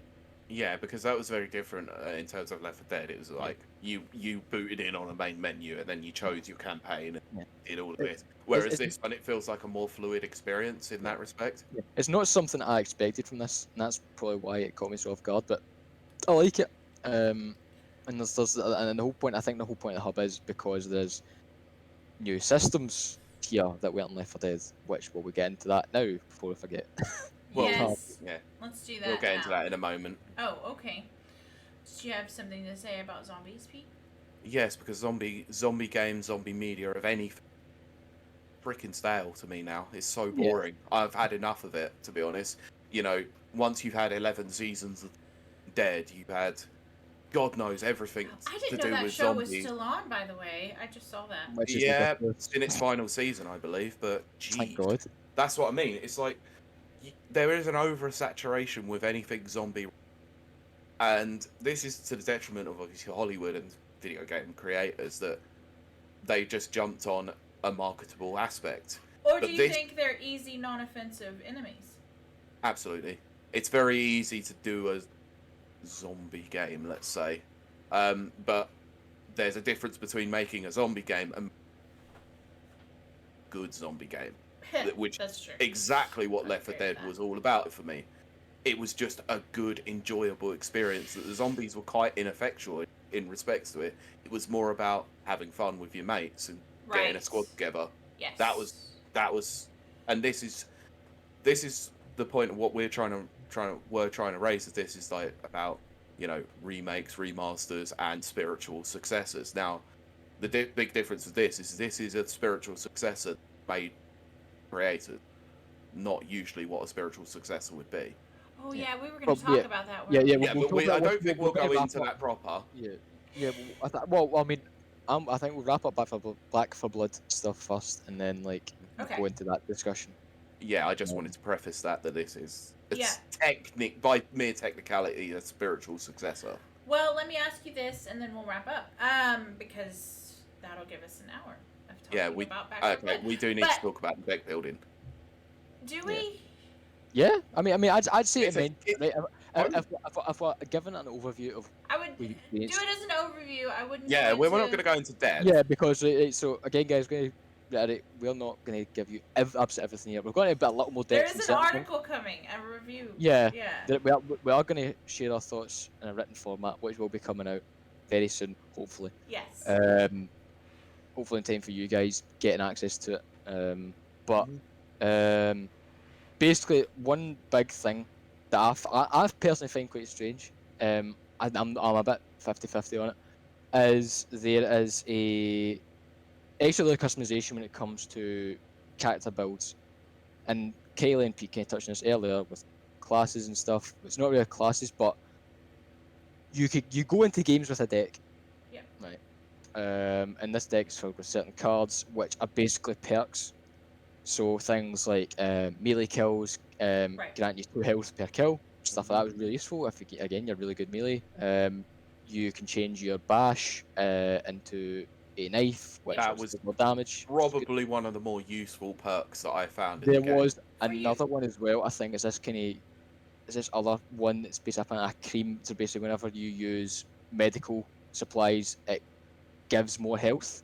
I think it's like 35% more health or something like that if you have that perk on. And stuff like that, and you get team perks as well. You get other things like boost. So from the characters that are available, I think in the full game there's gonna be like 8 or 9. There characters are you can pick from. there are 8 characters in the main game, but Right. only 4 were selectable in this. Right. Yeah. No, I think it's No, we only. 5. No, it's 5. It's 5 in the Oh, beta. 5, sorry, yeah. Oh yeah, because the old lady nobody played. Oh with. yeah, because Mom, nobody chose.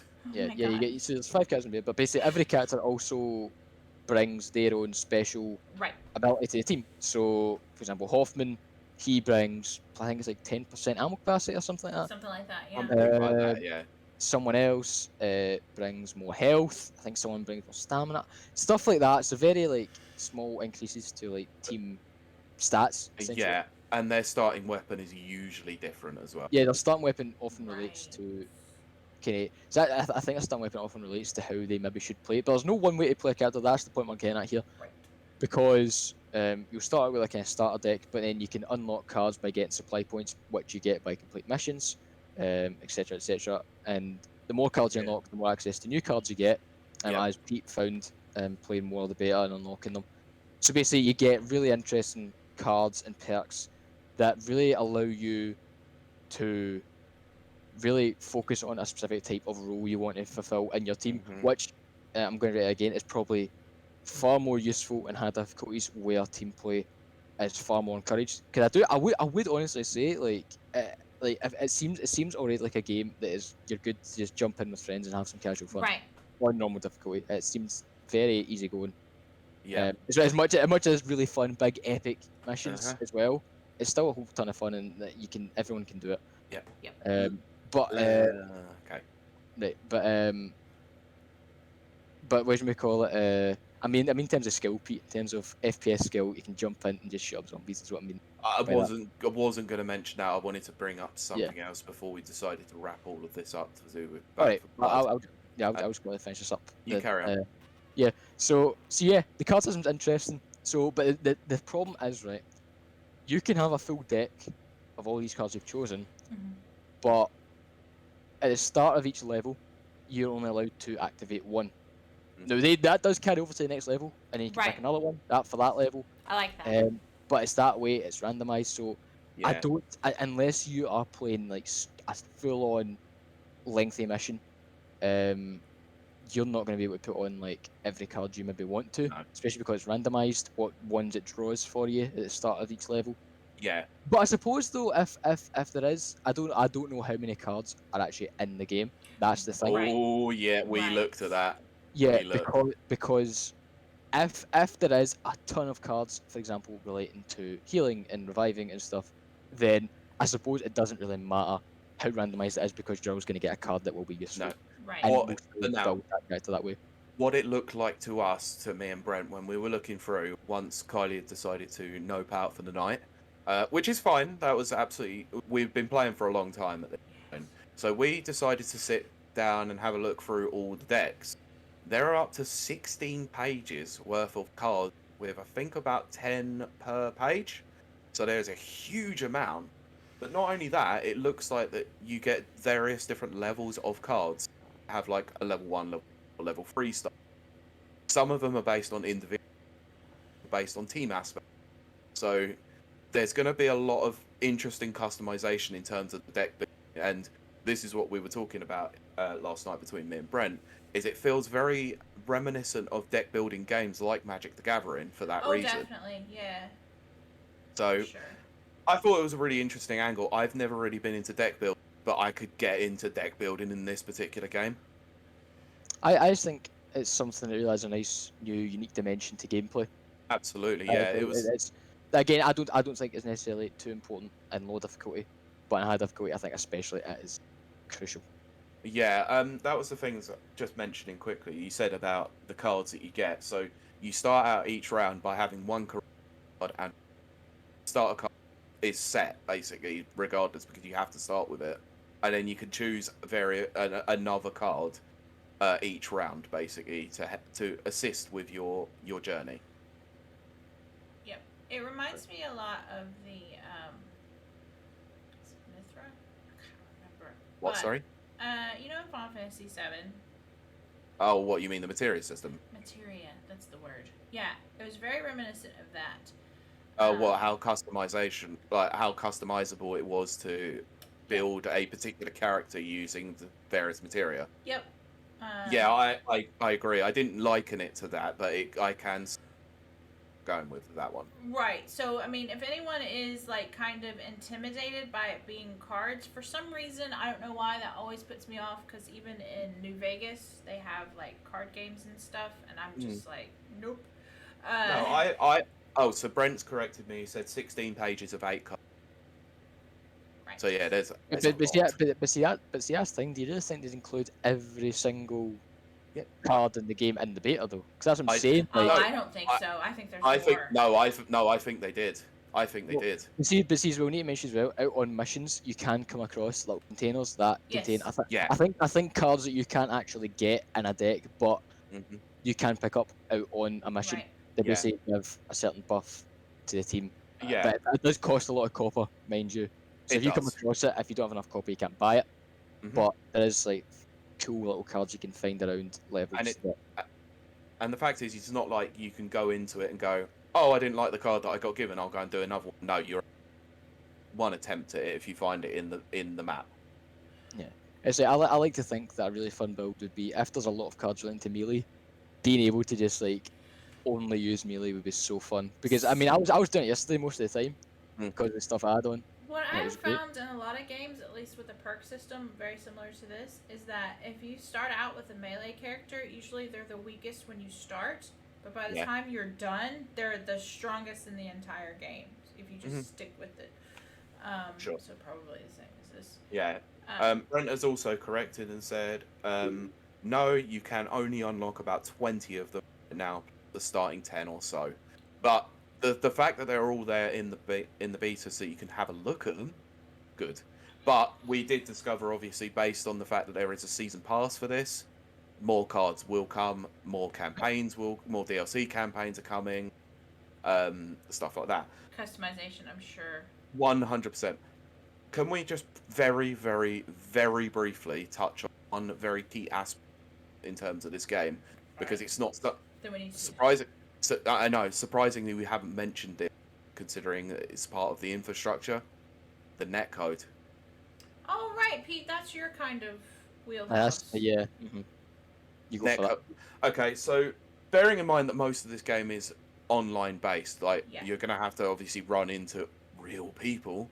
Oh yeah. That I think that's one thing as well. You have to be online all the time. It's one of those. Yeah, it's definitely a DRM sort of nightmare game, let's say. But I found the netcode to actually be incredibly solid platforms, like we said before. Ciaran's playing on Series X as Brent and Rob was. Kiley was playing on Series S, and I'm playing on the One X. But yet, the cross-play and the cross-progression are all incredibly well done. I didn't see any real problems with it, apart from a little bit of lag on Kiley's end. But see, that's the thing though, Pete, right? I don't think you can really call cross-generational play cross-play because you're in the same ecosystem. Right. Whereas it does include PC, PS5, PS4 as well. That does, but we're... Every time, so like obviously we played that game, three of us, and it was some random guy. Yeah. And that's where he disconnected. Yeah. And I remember playing a solo game. It was me, someone on PS4, and I think a couple of people on PC or something, right? And one of the guys in PC would always take forever. I don't know if that was just him being... Right. We found that. I think the guy was being a bit of a... No, but I'm saying my game. This is my game. I was when he was by himself. Okay, yeah. We did have a game where we had a PC player, and he was a bit of a weirdo. Yeah, but basically, in my game, with this PC guy that I was playing, he did end up disconnecting mid-thing. Now, obviously, we're all in the same ecosystem, so that's I imagine one thing we've not tried out, folks, we can't really tell you about, but you can read up on, because I think it's important to mention, is there's PvP mode where there's one team of 4 that's humans and one team of 4 that's zombies. Survivors, yeah. Right. So there's that aspect of the game as well that I'm sure will appeal to certain demographics. Oh, of course, but yeah, bearing in mind that you're talking about people disconnecting, right? I don't think that's inherently a problem with the netcode itself, because I found that the net seemed to be mostly solid despite the fact that this is in a beta. I put that down to, like with any online game, people's internet connections are of various different quality. I think the real test of that, Peter, will be when the open beta comes out next week. And everyone can get on. Absolutely, yeah, and that's always the case with any. You're always going to have some teething problem. Yeah, and bearing in mind that this game is 2 months released, 2-3 months. Yeah, we're going to get a lot of teething problems, and yet this is one of the only betas that I've actually been in based that has stayed as solid as it has. Because I haven't seen this drop at all. Like, usually at this point, you get a developer coming out and putting messages on social media saying, we've gone down, we'll be back. This hasn't happened yet. I think it did happen once. It may have happened very briefly, but it's just, I haven't seen it. I haven't seen anything to do with that, to the certain degree of what, for example, Street Fighter 5 had. I might be confusing with Fall Guys. Sorry? There was a tweet that went out last week, but I might be confusing it with another game. It's possible. Yeah. But let's wrap it up here. Yep. We get your point. Yes. So definitely, again, reiterating as we've already said, we're gonna have way more in-depth discussion about this in the article. I keep calling it an article. It's a preview. I mean, we say more in depth. I say at least more cohesive and probably a lot easier to understand than our ramble. Rambles. Our gibberish of just talking about everything. Yeah. Yeah, I Yeah. think a lot of this is obviously that we're quite excited that Yes. this game turned Yeah. out as well as it did. I haven't given mine Everything, here. everything we have said today is came off the top of our heads live to you. Right. Whereas the Unfiltered. article will be It will planned, be more the article will structured. be structured. So yeah, keep an eye out for that. More intelligent. Yeah. Um, Also, watch out for October because there will be probably some streams of this at some point. yeah. Wait, Ciaran, you were gonna stream something in October. Yeah, I was Dead going Space. That's I it. was going to do my Dead Space. That's right. No, I did. Look, there are more days in the week than there is the Friday. You know, there are various days that. I think when it comes to October, we should be streaming a lot because I am determined to find the game that scares the crap out of me. There will be something. I have to believe it. So we'll But- move on to the discussion. Yes, we'll move on. But yes, our actual discussion for this week is kind of feeds off of this, which is what, Ciaran? No, Please yeah, I was just going to say this is probably more supplementary as a I spin-off. think it is. It's not a main topic. Yeah. I'd say it's supplementary because of one thing in particular about Back 4 Blood, that it is a spiritual successor to Left 4 Dead, in the sense that it is Left 4 Dead. Right. Let's not beat around the bush here. It is Left 4 Dead, It is. just 2021 edition. Yes. Yeah, just not in name, basically. It's not in name. I mean, Partly very a name. almost in name, Pete. That's the thing. I know it's Almost in name. close. It really Yeah, is, it's but that's what I very mean. You But can't not hate it. technically call it part of the Left 4 Dead franchise. Then But we are going to talk about spiritual successors, remakes, and reboots. reboots. Thank you. remasters, remakes, and reboots. There you go. Yeah, the three odds. Yes. So yeah. So Yeah, but I think Brent's brought up a very good point on how we should start going this straight discussion. into it. Right. Um, Okay. This reminds me of Perfect Dark being GoldenEye 2. All right, Pete. Do you want to, or Ciaran? Do you want to? Yeah, I was going to say. Aaron even know what Perfect Dark is. I did see it on Red Replay. That's about it. I know, mate. I'm just But, yanking your chain. and I do know what GoldenEye is because I have a friend that is absolutely obsessed with James Bond. So, yeah. But what I was going to say is, so Back 4 Blood is Left 4 Dead in the sense of a few things. It is the original creators making it. The real folk that made Left 4 Dead are making Back 4 Blood. And just everything about the game inherits what made Left 4 Dead so good. But more than just inherits, because there's many other games that have tried the same formula that just haven't been up to the same standard. Yeah. And they have not, and you don't play them and think I'm playing Left 4 Dead, whereas Back 4 Blood you're playing Left 4 Dead. It just feels natural. This is what we mentioned all the way through basic play session. This feels like Left 4 Dead. Or this is very similar to Left 4 Dead. Or this is Left 4 Dead 3. Just It by has- name. It has a brand new face, but it's got the soul of Yeah. Left 4 Dead within it. And It's had that plastic surgery. And that raises the point because Left 4 Dead, obviously, I'd say Left 4 Dead really did start this kind of slew of these co-op shooter horde style games. You know, Mhm. we're Absolutely getting. did. Six. I mean, look at E3 this year. We're getting tons of them. Yeah, So we're getting there's a fair few of them. Rainbow Six Extraction. Obviously, Back 4 Blood is one of them. That There was one. was an Arcane Studios one as Yeah, well. Arcane announced one coming out in 2022, which is Just don't remember the name of it, unfortunately. Redfall. That's the That's one. it. Yeah. Redfall, which basically looks like Left 4 Dead meets Dishonored meets Vampires, which I was gonna you know, say it's I mean, not I mean, vampire. right. Those are kind of cool, let's be honest. that sounds pretty cool. And then there's also that one coming to Game Pass, the Anacrusis, which I mean, Right. Right. Yeah. I'm not. Yeah, I am. I don't really know what to think of that. But yeah, there's a lot of them coming out, but obviously, like very few of them will meet the standard of Left 4 Dead, and yet here you have Back 4 Blood, which I mean, it may be a little premature to say, but Back 4 Blood lives up to Left 4 Dead, and like more than you could hope. It is what I think fans of that game have known for years.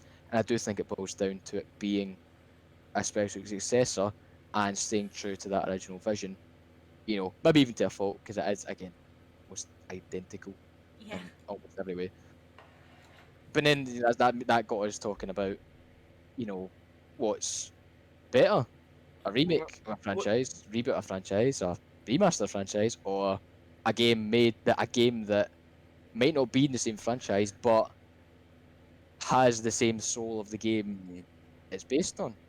I will preface this by saying that it wasn't just Back for Blood that brought this on. It was also the announcement of the Dead Space remake that kind of Yes, I'm briefly going to on. touch on that. I'm going to touch on that when we get to it, but I'll let you guys speak since I've kind of introed that. Okay, Kylie, you go. Well, I think that the thing that determines what is good, as a remake, reboot, or reimagining, is if you have a game like, let's say, Left 4 Dead, which is light on story, but big on, we'll say, mechanics.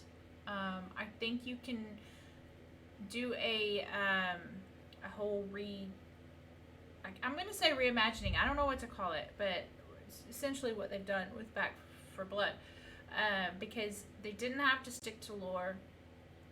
All they had to do is bring it into the modern age, modernize the gameplay, modernize the weapon loadouts and stuff like that, to better reflect what's going on. Yeah, Jonathan, we say this more than enough times. She won't get it. It's spiritual successor. Thank you.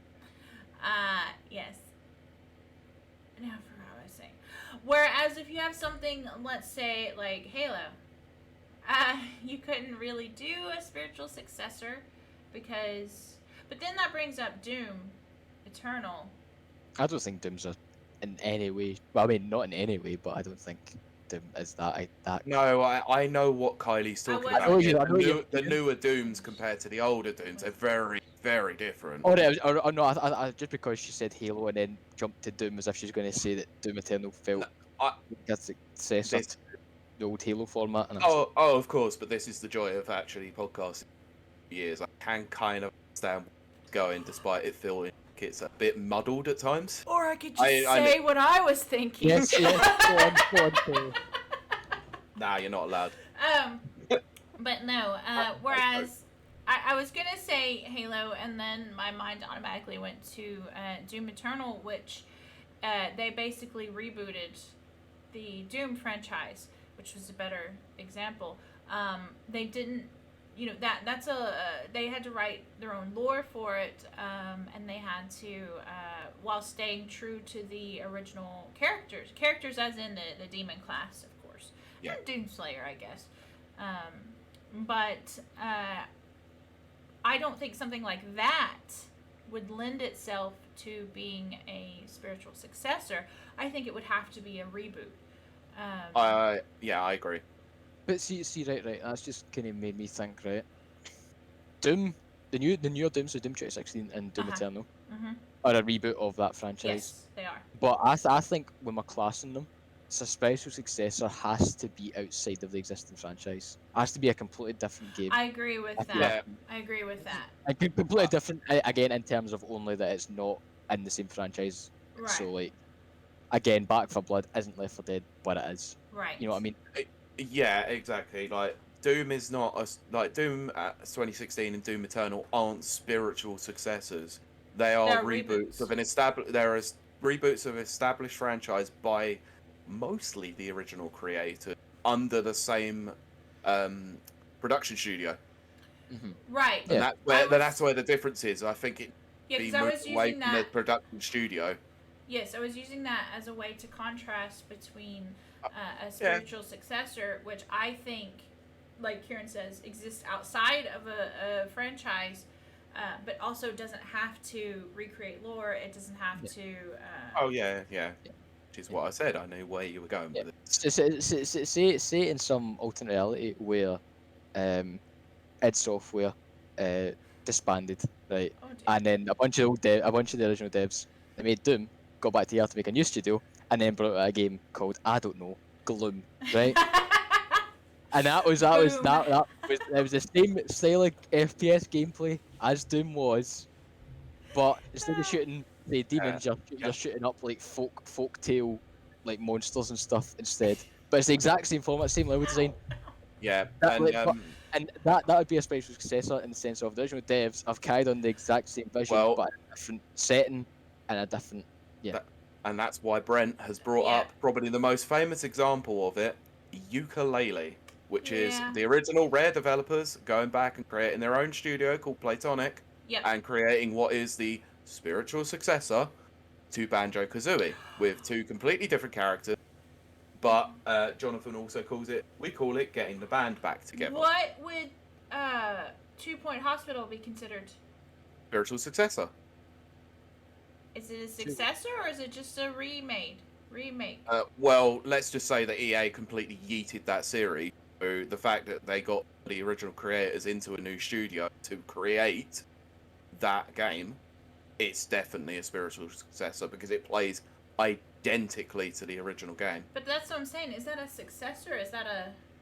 Because when you say... Yeah, but it's the same principle as Back 4 Blood. It's the same game, just under a different name. But when you say successor, for me, it sounds like sequel.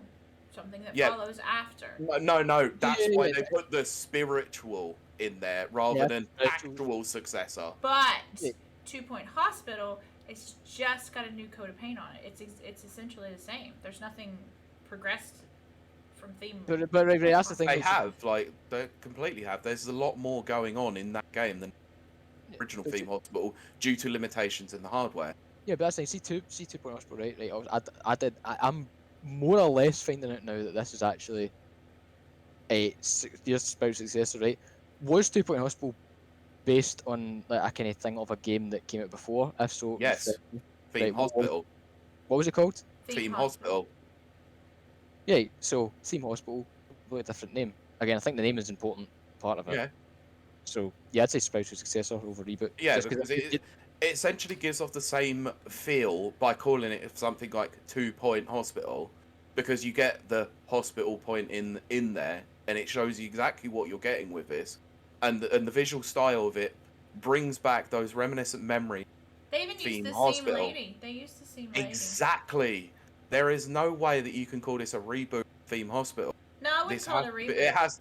It has to be a spiritual successor because it's all but the game in name alone. Well, that's what I'm saying. I don't know if this is a whole separate category. But it continues, but essentially what the franchise is there that is dead. It's the same thing what we're saying with, and the fact that they're not bringing out Left 4 Dead 3, so the original creators go off, disband, create a new studio, and create Back 4 Blood. But are we strictly basing that on the original creators being part of this? Not always, no. It's... That's what I'm saying, no. No, absolutely not. It's just in most occasions, a spiritual successor may or may not have the on board. I do think having some of the people that came up with the original idea on the team making it is quite important, because the point is, right, like, how can people that didn't make the game emulate and recreate the exact same vision almost in the same way as the original developers did? I don't think they can, because again, as I'm saying, we've seen other Left 4 Dead style games come out, but they're not Left 4 Dead. They don't feel like it, whereas this one does. Yeah, look at Vermintide and Vermintide 2. They're essentially Left 4 Dead, but like they're not quite there. Excellent games. Yeah, they're fantastic. Like Vermintide 2. I've only played Vermintide 2, but Vermintide 2 is basically Left 4 Dead fantasy. It's brilliant. It's wicked, yeah. I'm not disagreeing with that. It's just it's not a spiritual successor. What about the new Dead Space? But also it also has the fact of the established franchise with Warhammer. Yeah, it's like it has the same gameplay concept, but with Vermintide, the gameplay and just the game in general have a different feel. Yeah, it's unique unto itself. Whereas bring it back to Back 4 Blood, like every single thing basically in that game feels 100% Left 4 Dead, and we said it so many times. And the minute I played 2 Point Hospital, I went, this is Theme Hospital 2.0, basically. Can I just read this from Jonathan? Because I think I can answer this one quite easily. Yeah, actually, I was going to come back to the chat. Yeah. You carry on. Yeah. You carry on. Jonathan is just asking chat, is Death Stranding Director's Cut a special successor to Death Stranding? No, it's called a cash grab. Yes. Much in what was it? Much in the same way as Ghost Shima Director's Cut is too. Or all And then of another the thing GTA 5s. Yeah. And then one thing Brent also brought up. By the way, I also think we might have had a problem with the stream. No, it Kinda was died me. for a moment. I did that. Kylie's on mute. Yeah? Just There you keep go. going, please. Just keep I- going. yeah. I'm doing something. yeah. Just keep So, going. I know. I Right, just noticed so, it, so it was my cue to say to you there's something Right. going on. Sorry, audio listeners.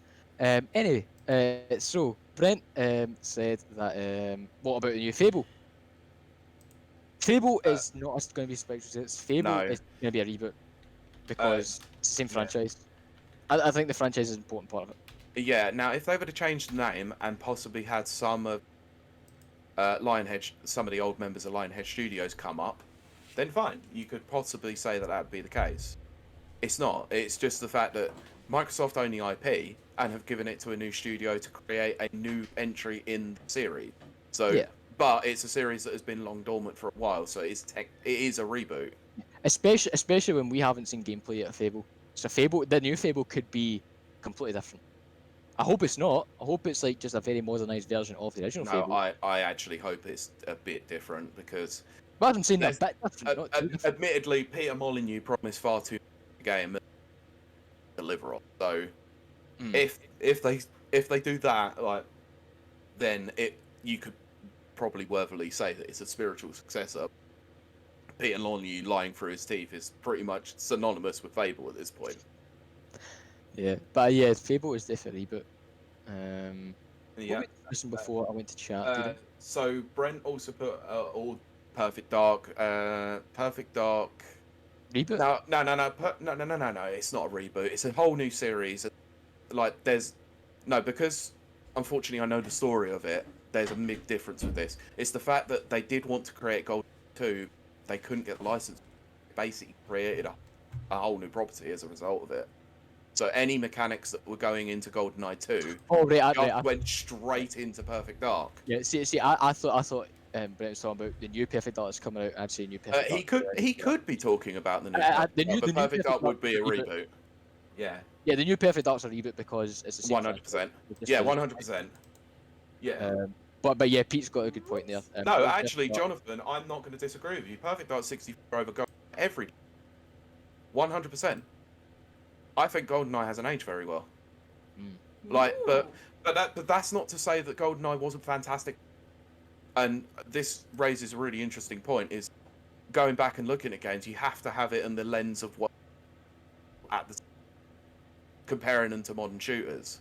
So, admittedly, single stick shooters are not like by today's standard, but Perfect Dark and GoldenEye were single stick shooters in a time when we didn't have sticks. So you have to look at them from that lens. Kill the chat. So Jonathan's also put at least the multiplayer was polished. Yes, it. Pete, you're dropping out. Everyone. Yeah, Pete, your mic kind of keeps breaking up. It's, it's. I don't know how it's your connection though. It's probably having a mad moment on connection. You know how they. Yeah. It's That's fine. Cutting out like crazy. I know. I'll read chat and you talk. How about that? How about that thing I said? Yeah, so it's... What, Ciaran? Go ahead. On you go. I was just gonna say where we're at right now, but on you go ahead if you know where we're at. I don't actually, but I'm just gonna read chat. Okay. Let's see. So yeah, Brent raises some good points here. Okay, so Spiritual Successor is, oh, I lost my place, is a game made by some of the original devs, but outside of the franchise. I think that's the conclusion we're starting to draw here. Yeah, 100%. Reboot is the same franchise, possibly by different devs, but starting over. Yeah. Yes, I think that's the delineation that we're... Yeah, and then obviously we go on to remasters. Remasters are essentially just adding a new coat of paint, basically, and an up-res generation. Yeah. I think especially when it comes to reboots, franchise is important because Yeah. if it's a new game in the franchise, well, that franchise has been dead or is still going. Like for example, it needs a kick in the pants. you could class the new God of War as a reboot because 100%. Yeah, 100%. That is an we hadn't absolute seen reboot. God of War in a while, and it's it had the original devs, but it was still the same franchise. Brent says remake is the hardest to define, in my opinion. I think. Now you guys correct me. No, it is because this is the water's got muddy because of remake. But wouldn't, let's say, Ninja Gaiden be a remake? The newer Ninja Gaiden. No, absolutely not. They're remasters. No, remaster. You said is putting a new coat of paint. Exactly. These games. I'm talking about the Nintendo version versus the modern version. Oh, you mean the original Ninja Gaidens, like back in the day? Yes. Yeah. Okay. Yep. Fine. 100% reboots. Okay. Well, that answers that, chat. I was trying to make more of a discussion. Look, 100%. It's the same principle that you could mention with Persia as well. Yeah. Like how they went from Prince of Persia on the Mega Drive, Warrior Within and stuff like that. They are technically reboots. But this is the weird thing about it, is because of the age of here, and I apologise for this.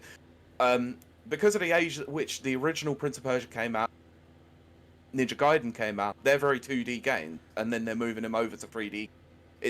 And Brent also mentioned it 2D to 3D. Jonathan is using that same point. What, Ciaran? Yeah. I was going to say what Brent said there, 2D, 3D, right? I think that's where you find a remake. If a game is going from one style to another, or I would agree with that. I've found a new gameplay direction, that is a remake. Because the point is, it's still in the same franchise again, right. So not a special successor. I mean, even if like it wasn't in the same franchise, and it was made by the same devs, but like it looked and played different, that's not a special successor either. That's just a new. No. Right. But a remake, I definitely say I agree with that. If something changes in the style or gameplay, that's how I'd class it. Yeah, no, I think this is the issue that I have with 2D to 3D games. Technology meant that most games were going from 2D to 3D at them. Kylie, you got something to say? Carry on. No, I was just gonna read chat because I like Jonathan's point, which is so do I as well. That would. Jonathan says, but would you classify as SNES Zelda going to 3D for Ocarina and call that a reboot? I think that is just using the new technology and progress. That's just I think, I definitely think, I think that's why I think Ninja Gaiden may not have been the best example in that respect. Because admittedly, I was wrong at first because Remasters of them that came out recently. But when you go that far back, it's because of how technology was. It is evolution. Well, and we'll go the same thing with going from Link to... It's just natural evolution. Pete, you're cutting out so bad. Yeah, I'm missing your points. Natural evolution. It's not the microphone. I mean that was very clear to me. Yeah. I don't know what's going on. Someone must be streaming downstairs. But I was gonna read chat because I like what. I was gonna try and give another point before it, because I've got a kind of wrap up question just so that helps us track here. I was just gonna say as well, if there's another game coming out that I would say is going to be another excellent special successor, is the Callisto Protocol. Oh. The Callisto Protocol, if anyone's watching the Game Awards, was unveiled, and it's coming from a studio called Striking Distance, right? Who is comprised of Call of Duty devs and other devs and such. Oh yes. Right. And the original creator of Dead Space. Yes, that's right. And if you have seen the trailer, ridiculous. You will know this looks very Dead Spacey. And the devs also said that is apparently going to be the scariest game of all time. That I can't attest to. Yeah. But when we have that, and now we also have a reboot of Dead Space coming out. Right. reboot / remake. I can't remember which one they actually said it It- was. I think It's it's about. both. It technically is a It's bit there, of I They mean, both. built it from the ground up, is what Yeah. they said. Well, it's Yeah. essentially. I'm going to say it's essentially both. It fills both Yeah. categories. Yeah, like they've If you look revived at it, it as a Venn diagram, basically. but apparently as well, like it's going to be a Dead Space 1, but apparently there's going to be like new levels and stuff into it. There's going to be new things in it that we have not seen in Dead Space 1. They're saying, so that's why it's a weird one. But anyway, so It's a chat. that's the thing. So I'm sitting here and I've played all of things. Yeah, I just read the chat there. Apologies, Yeah. audio listeners. So as someone that's like played all of Dead Space, you know, bar completing or even getting past the first chapter in one, but you know, well, that we'll get to that probably near October. Like I can say honestly, I'm more excited for the Callisto Protocol than I'm the new Dead Space Ooh. because it feels see as well because it's the original creator making it rather than EA just handing off the franchise to a different team. My point Um, was I was going to make. Plus as well, like Dead Space ended quite, I don't want to say abruptly. It ended in a way that they couldn't really continue with. Callisto Protocol. No, let's be honest here. Dead Space ended in the worst way possible because of EA's ridiculousness. Well, no, P, I'm talking about story-wise here. I don't care. I'm talking about EA being a crappy company. Well, I'm talking about story-wise because my point is that the Callisto Protocol seems to be carrying on that again, that same essence and soul that made Dead Right. Space what it was, Right. and throwing it into a new setting in a new world that is still vaguely familiar.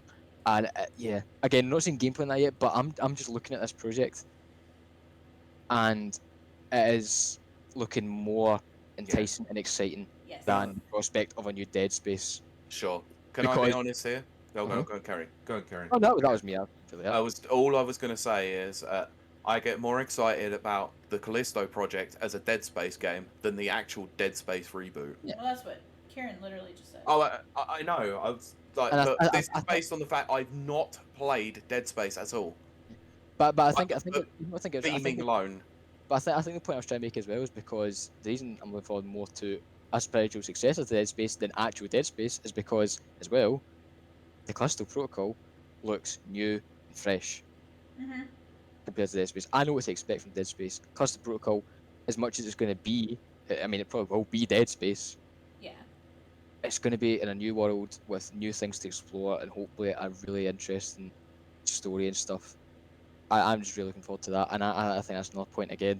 Spiritual successors, honestly, are more exciting to me than continuations of a franchise. Like, again, think about 343's first attempts at Halo with 4 and 5. Oh dear. Do we Obviously, have Infinite, to? from what I've seen Do we from the Halo have to flight, think of that? from what I've seen about the Halo flight, people say Halo's back on track, and I'm glad for people 3. But yeah, that goes to show what happens when you hand a franchise off to a studio that not they didn't understand the original vision, they couldn't execute it the same way the original creators could, i.e. Bungie. Right. Right. I mean, yeah, because you got to think there's like years of meetings and notes and lived experience that the new teams won't have just through experience. But I like what Jonathan says, which is I need a proper Dead Space VR game. Now that. I mean, you want a heart attack?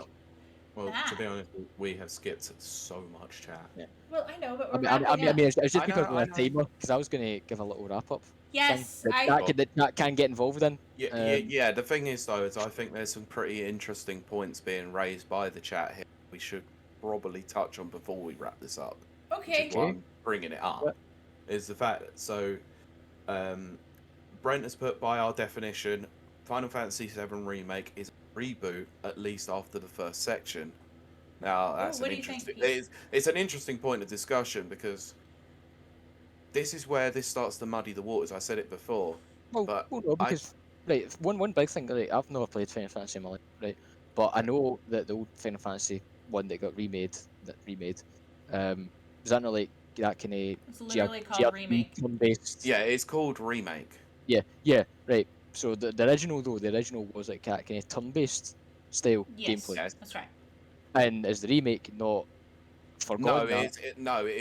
It's basically like Final Fantasy 15. It's full action. Like there is an ATB gauge in there, active battle, but it's played for very differently. It's more like hack and slash and third person combat. Of course, yeah. But what the So problem is? then it's a remake. I would say it's a remake then. But Because... no, because they changed the story.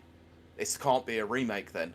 They've changed the story massively. Well, a bit of both then. Maybe it's a I reboot thought and this is where I was going. This is a reimagining, not a remake or reboot. It's a reimagining. So And this is now muddy waters even more heavily. So if I look at the family tree here, right, a remake and a reboot have a kid, and that's a reimagining. There you go. It's more Yeah, like I think we're gonna have to go with that. a Venn diagram. Yeah, but the thing is, right, you can't call it spiritual successor because it's in the same franchise. It's made by the same people who made the original game. It's essentially got most of the same story beats, but it changes the combat and changes various parts. Jonathan, that's when you put your shoes back on. What? Nothing. The hell? For God's But yeah. So anything else we want to mention from chat before we move on to the final thing? Yeah, because Brent is going through the actual definitions of this, which is interesting. That's what I said. So he put, here's a hierarchy of definitions. Port is no change on remaster, changes things visually and possible content. Remake is within a franchise, so no continuation. Reboot is a franchise that devs. Spiritual successor is made by original devs outside the franchise. I mean, as a reboot, I don't. In terms of the dev thing, right? I don't think a reboot necessarily needs to have new devs. I don't think that's a thing. We again think about God of War again. God of War still the same. Right. Wrong. Corey The original Balrog. creator wasn't. No, he's not the original creator of God. That's the problem. Is he not? No, he's not. No, he's not. No, I didn't know that until obviously I did a little bit of watching it. There was another guy who was involved in 3 games and who is no longer involved with Sony Santa Monica. But wasn't Corey involved with the? But he wasn't the original game director or story creator. Yeah, but he's still part of the same team though. Like I'm sure like Total Rock had some like new members, but also old members that were still there at the time. Yes, but the fact of the matter is that God of War was created. I know it's based on obviously mythology, but the story itself wasn't created by Balrog himself. This new game was, but the franchise was made by someone else technically. But you could say that about Neil Druckmann and Uncharted. Yeah, you can indeed. He's not the original creator of the Uncharted series. He's the person that took it over. Oh my gosh, that opens a whole nother can of worms. Yeah, it does, and that's why I said a lot of this becomes muddied. This becomes an absolute nightmare to try and define. I think to touch on that in Brent's definition anyway, I think in most circumstances reboots are done by new devs. In most circumstances, yes, I would say so. Yeah. Admittedly, but yes. not all the time. I will agree with that. That's the only thing. Right, anything else to mention from chat before on just get again time conscious here. Yeah. If we're gonna get any stuff And done. and again, I don't want to leave it out too much. Again. But I mean, we're good. We're ready then for chat. Yeah, I think Ciaran, you can wrap us up. Right. So one thing I wanted to ask you guys, just to round this conversation, if there is one game / franchise you'd love to see rebooted, remade, or see a spiritual successor to, what franchise or game would that be, and what dev / team would you want making it? Pete, you want to go? If not, I'm ready. You go. Okay. Mine is already something I've already said, 2 weeks ago or whatever. I want to see Sleeping Dogs, a spiritual successor, or a freaking just reboot. A reboot. Yeah. Any dev team? Do you want the original devs making it, or do you want it? I think that would be tough in the current political climate. But So I would like it to be. What would be your dream dev team though? Making it? Who do you think would do it justice? Of course, I'm gonna say Rockstar. No. But they did so good on Red Thank you for Dead. obvious answers. Yes, but they did so good on Red Dead Redemption 2 Yeah, don't expect it to come out any time before 2035 then. Well, I wouldn't in the current political climate. Anyway, I think we've seen all we're going to see of Sleeping Dogs until things change. But, yeah, I would like, just because they did so much with Red Dead Redemption 2, you know, I would love to see what they would do with, you know, that area, Hong Kong, as it's known, and the realism that they bring. But I would also like a hybrid, whereas the original team's there, so they still has the heart and the story and the martial arts action. So that's mine. What about you, Pete? I don't have any. Okay. Because I'm going to be controversial here, and I say I don't think games should. I don't think gosh. games need to be rebooted No, or restarted or remastered or anything. Okay, then, Pete. They don't right. need to be, but it is nice when they do happen. Admittedly, Jonathan of Ages of Season from the Zelda franchise, and I think that is probably one of the better suggestions that we'll get. Right, well, Pete, how about this then, right? How about I rephrase this for you, right? If there is any dev team that you would love to see make a new game / franchise, what would it be then? That's a Because good surely you must like a developer, Pete. And would love to see You like something something, from don't them. you, Pete? No, I'm miserable. I hate everything. No. It's hard to say because a lot of the properties that I like are going, and they're not dying out anytime soon. Street Fighter won't die out. Mario won't die out. Smash Brothers isn't going to die out. You know, all those franchises are not dying out. But I actually, if I'm honest, probably would like to see HAL Labs or Sora Inc. Ooh. tackle, get another chance at another Kid Icarus. Because the Kid Icarus Uprising on the 3DS apparently was amazing, but That's what I hear. It's control problems. So having them working on a game on a Switch, I think. Well, Ciaran. Well, since now EA no longer has exclusive rights to franchising games, and everyone can have their hand in it. You know, Ubisoft's making a Star Wars game now. Oh yes. I would love to see Star Wars Republic Commando rebooted by id Software. Because choice. Because, right, Republic Commando, very old game. As much as I'd love a sequel, I think it's better to reboot it at this point, given how old it is. And Republic Commando came out at a time, same time as like kind of Halo and stuff was kicking about. So it's that more classic arena style kind of shooter format where not much aiming in, a lot of hip firing, and it's just that more kind of just spray and pray style. And we know that id Software have kept that style going in Doom, albeit Doom's more fast paced than Republic Commando, but id Software do that style of shooter well. That non-modern shooter that's all aiming in and sprinting and stuff. See that classic FPS style. That's what Republic Commando is and what it needs, and I think with id Tech and id Software at the helm, I think Republic Commando that would admittedly would be very good. Oh, brilliant! I would have said Bungie, but Bungie on Destiny, and Destiny is more modern shooter than it is classic, so that's why I did say Bungie.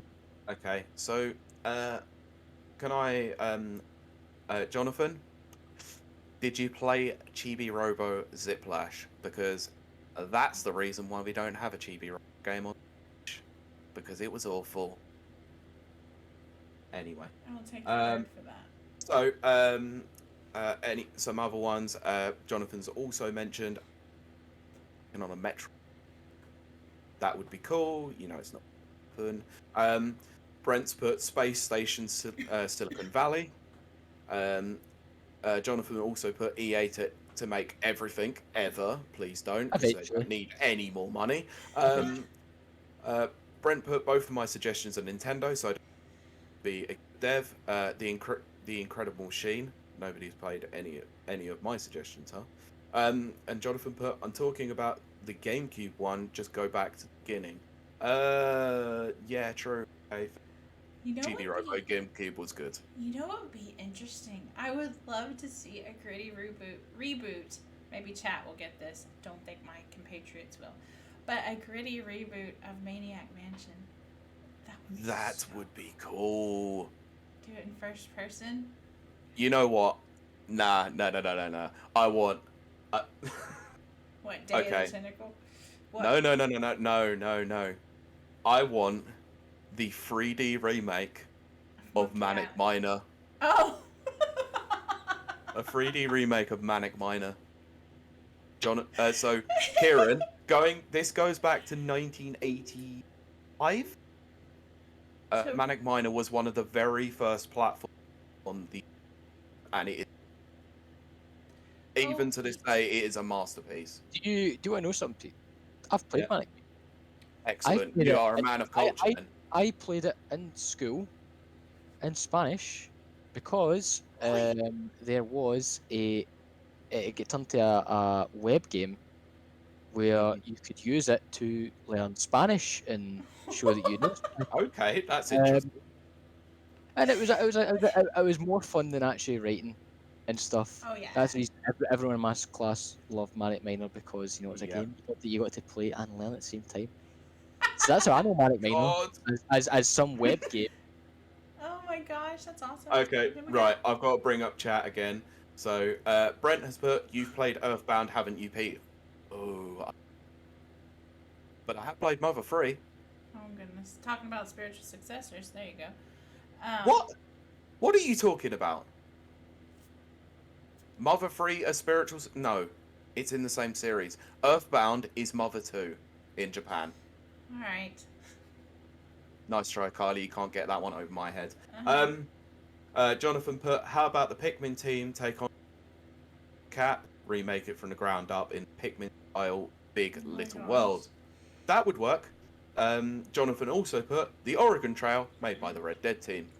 That'd be hilarious. I like actually. that. They should have DLC. They should have DLC for Red Dead 2 and make it Oregon Trail and then have it in schools. Yeah, and Brent finishes up by putting, "I played Perfect Dark Zero in Spanish." Don't know why. Yeah, not a good idea to ever play. I feel sorry for you. Yeah. Right, so we'll wrap up. Yes, we need to wrap up if we're going to do other things. So we're going to wrap up the podcast portion of today's episode. We thank our chat, of always joining us, but we thank our audio listeners, as Ciaran champions the audio listeners.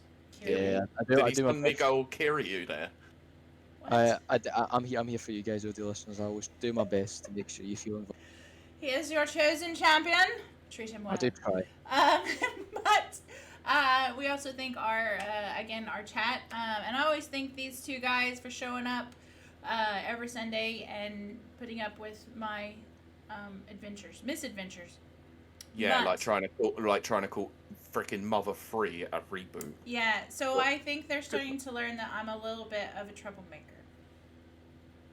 But having said that, please be sure to join us every week. And I think, if I'm understanding correctly, Pete, our credentials, our contact us stuff is no longer at the end. We need to do that. Just our personal ones. Okay, so Ciaran, how can... I was gonna say I need to change that at some point. That's fine, we'll do that. Ciaran, how can they find you out there in Never Never Land? Yeah, you can find me as usual on Twitter at @TheMcGinn. You can find a link to Rapid Reviews UK where I write reviews. Also, star on this podcast as well. And you also find a link to my own personal blog, Possibly Review, where I've got some reviews, some news, even some interviews. If you look hard enough, look hard enough, it's on the front page. I do want to say, I'm sorry, Ciaran, I have to say, you really do need to go check that out, because Kieran's latest interview is with a solo dev. Jonathan, are you listening? But not only did he do his own thing, but the game is now being turned into a live action. Is it a movie? I think there's a live action cinematic coming out for that's it. Oh, okay, that's really interesting. So Ciaran got like before he was Access famous. all Yeah, area. exactly. This guy's about to go through the roof, and Ciaran got early Yeah. access. So go freaking check that out. No kidding. Excellent interview. Also, it pushed me onto actually looking at a Song of Iron, isn't it called? Yes. Song of Iron, yes. And Beautiful the game looking. looks absolutely incredible. Stunning. It looks really good, yeah. Yeah. Really. So yeah. Isn't it coming to Game Pass? No, I did ask him about that, which can article. Yeah. Okay, sorry. But Yeah, I will- just I will- wanted I to will- give a small nugget there for people to for Uh, possibly what- entice. It won't be on Game Pass day one at least, but there is the possibility in future because he is open. I'll say that. If you want, I want to hear from him. Go check that out because I've got the video and the written up version in the same article. So The video one was very good because it includes some extra information that was included in the article. All right, Pete. What about you? Love how you give me that face. They're going. I'm trying to help Ciaran, push that out a bit more, saying that I didn't. Oh, you cut out. That sounds like you're cussing. Hey. But anyway, stop being a butt and give our listeners what they want is how to contact you. So my name is Butty McButtface, and Dang it. you can find me on Twitter at Butty McButt. No, stop not it, really. Pete. Stop it. No, I'm at Pete Beckett1, spelled BECKETT1. I'm mostly on Twitter. If you want to hear my dulcet, annoying tones even further, you can check me out on the Never Watchers podcast, where we have recently just released the Doctor Strange episode. So please check that out on most podcast players, good or bad. Yes. And I think that's going to do it for us. So. No. Where can we find you, Kiley? No, Kylie. Yeah, thank you. Okay. If you want, and there will be no game content because I talk about games 24/7 with these guys, you can find me over on Twitter at Kiley to greet KLAYTHGRED. And that is going to conclude the podcast portion of this episode. And we will talk to. Oh, I'm not going to click. There's nothing to click. We will talk to you next week. Bye. Bye. Yeah.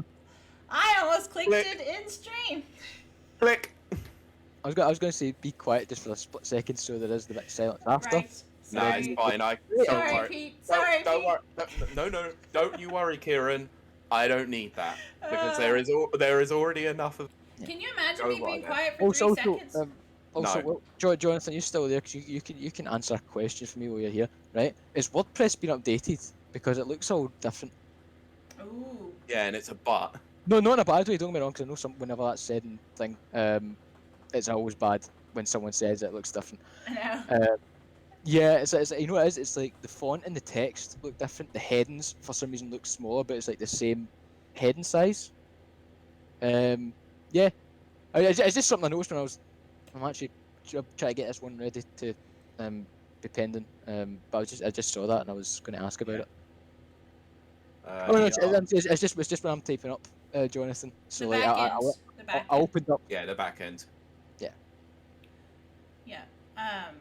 I mean, I don't know if it looks different on the site. I might do as well because it's been updated, but I do like it. I don't know. It's cleaner. I don't know if that makes sense. It's weird. It's not even that big of a difference. It's just I noticed it. Yeah. Yeah. We need a better CMS, Jonathan. What about Dojo? Anyway, I won't bore Yeah, everybody extinct. with that. What? Nothing. Bad joke. I'm playing around with Jonathan. But anyway, Yes, so, I know. You said about something called Dodo, and I said it's extinct. yes, we need a better CMS. I wrote one a couple years ago. Look at me. I know it's 40% of the market share. That doesn't make it good. It makes it easy. It makes it convenient. Convenient and easy. But no, I'm telling you, I've worked with some of the worst CMSs on the planet. No, really and truly, it's purely it's because it's not optimized and it goes so slow. I know it's open source, and that's probably what it is. It's because it's open source. Yeah. Yeah, well, see, that's the thing. On my personal WordPresses, I have written my own, crap and stuff. But so then you get used to that, and then you go to an open source one that we can't really mess around with too much, and you're like, oh, this is more difficult, and plus With Jetpack. I know it's boring. I'm sorry, guys. I'm sorry. No, hang on. Doesn't open source mean it means that you can make additions just as long as you don't change the original source code? Well, open source means that the source code's available. But just because I can take my professional copy of WordPress and write into it what I want, I can't go onto Rapid Reviews and write into what I want because there's how many users? 30 users? Yeah, well, that's the thing. That's why I thought I'd ask, because I thought I needed to know the difference between open and not a dev. The truth is, Jonathan, I don't upload enough reviews to have any actual thing. You don't have a say. Exactly. No, but let's be honest here. She nearly broke the whole site by adding the shop. No, my only thing is I would lock off all content to everyone except for like a small dev team, and then just have people be able to upload, and that's it. But that's because I used to work in a corp, so. Anyway, this is boring talk. This is so boring. Why are you making me do this? Because I'm not making you. Jonathan wants to know. I mean, this started out just because I wanted to know if it was updated. Yes. That's all I asked. And then Jonathan, as the person who does all the back ends, wants to know what your particular problem with it is. No, I just don't think it's optimized. I think it moves too slow. But again, we're limited by the amount of users that we have on the site, and so you've got different capabilities, different people who understand technology differently. So no, I don't have a problem, Jonathan, not at all. Doesn't sound like it much. No. And personally, I don't have a problem with our Rapid Review site. It's just WordPress in general. But myself included. We have plenty of writers. That's what I mean. See, that's what I'm talking about, Jonathan. That's why I was like, what is that saying? Too many cooks in the kitchen. Too many cooks. I feel like there's too many fingers in the background. Too many people seasoning. Yes. Yeah. No, Jonathan. I think you've done amazing. I think you've done quite a bit. But I do. You've done a good job with an open source thing that is notably problematic. Oh, it is. Aspects. It is absolutely notably problematic. Well, Jonathan, thank you for answering my question. I was just wondering. I'm so sorry. But yeah, thank you for clarifying. It does look quite nice now. So Ciaran, what do you want to talk about? I want to eat. I need to go get dinner, and then yeah. And also, I can get this review submitted. Also, we're supposed to be jumping on in about an hour. That's why I wanted to wrap up. If we're doing that, I need a break. Jonathan put, "You are welcome, cash money." Thank you, Jonathan. Very cash money. Brent also put that he likes the nicknames today. Oh, good. No, I do want to do what, Pete? So my one is Butty McBuckface for next. Right. But I do want to do. You know what, Pete? We will not remember that, so don't you worry. I definitely won't. We will forget that. Don't you worry. Yes. No, don't put it in. Great. It's been put into the ether now. It has to happen. I'm afraid. Ciaran, now you're gonna make me and remember Jonathan it. has literally. I will remember. I was Thank going you, to do Jonathan. a I'm nice glad. thing. Ooh. I was about to do a nice thing for all of you. Oh. No, I'm not going to do it. No, I wanted to say. You know what? Right, see, there's a typo. Yes, Jonathan, I love it. Right, but that's the thing, right? Pete, you said Butty McButtface. I much prefer Butter McButtface. Are you calling me a butterface? No, Jonathan put that. He put Butter McButtface. Oh, did he? Yeah, that's right. Jonathan, are you calling me a butterface? No, I think it was a typo, but like I prefer it. I don't care. No, I'm offended by this. Oh my gosh. Are you trying to? I'm disappointed. Just wanted to I'm do a sure. nice I'm sure thing. Jonathan probably doesn't understand what that even means because. Bodie McBowface. No, butterface. Everything looks good, Butterface. Yeah, there you go. Yeah. We have that in Texas. Okay, good. So Yeah. good. Yep. Anyway, now I don't. So. Now I'm gonna have a straw. I was gonna do this new thing, and now I feel dumb for saying it, so I don't want to. No, on you go. No. On you go. On you go. FFS. Come on. I'm trying to play SnowRunner at the same time, so just be cool, guys. No, I was. Killing us. Do not get distracted by chat. We need to know, Kiley. Anyway, I thought it would be good to end our streams on positive notes. So, So wait.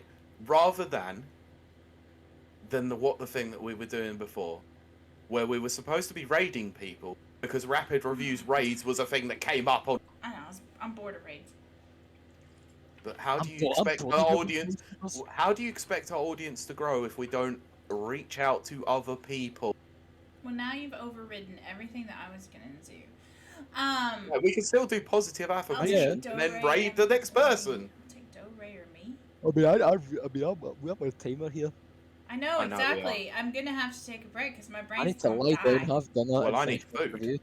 All right. Well, we will catch up with everyone next week. Hopefully, we will see people this week. Who knows? I don't know. I don't know anything anymore. But you could send positive. I'm not going on a raid. I feel creepy invading other people's spaces. I know you're supposed to, but I'm just weird. You're creepy. Wait, we are not physically kicking down their door and raiding their home. No, like we're not. We're not barbarians and chopping heads off. Maybe I am in my spare time. Well, that's your problem. I think you're doing the raid wrong then. So, chat, what I was originally going to do, and I'm not going to do it now because everyone is butts. I was going to say a nice thing about everyone. I guess we could raid Sophie. Sophie is on. All right, there you go. I can't access chat. Oh, right. Okay. That sucks. Can you, Pete? I'm trying to do it now. All right. But yeah, if we want to raid Sophie, that's cool. I believe that's the What's one. everybody eating? Ciaran, that is not a pretty face. This channel has follow-up or subscriber-only chat. You look like the fish guy in Star Wars when you do that. It's a trap. What's a trap? Oh, right. Okay, so apparently we're raiding. I think. Really? No, it says this channel has follower or subscriber-only chat. Chicken meatloaf. Wow. Yeah, so I can't see that we're actually going to be raiding. No, I can see it. We're raiding. Okay. It says Rapid Reviews is Well, raiding. you continue with it because I actually can't see it at all. So. Rapid Reviews is raiding. Oh, it's going. Yeah, I think so. It's going. It's just a very slow. It's happening. What? It's happening. Oh. I'm saying. It's For fuck's sake, man. I'm done. I'm done. Yes, we need a break. So, we're just about there. It's just taking a while. well, I think it needs to be authorized. Let's just really wait until they're gone.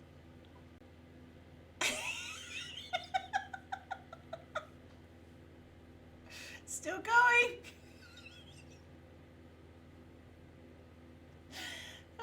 Almost there now. We're still live, you know.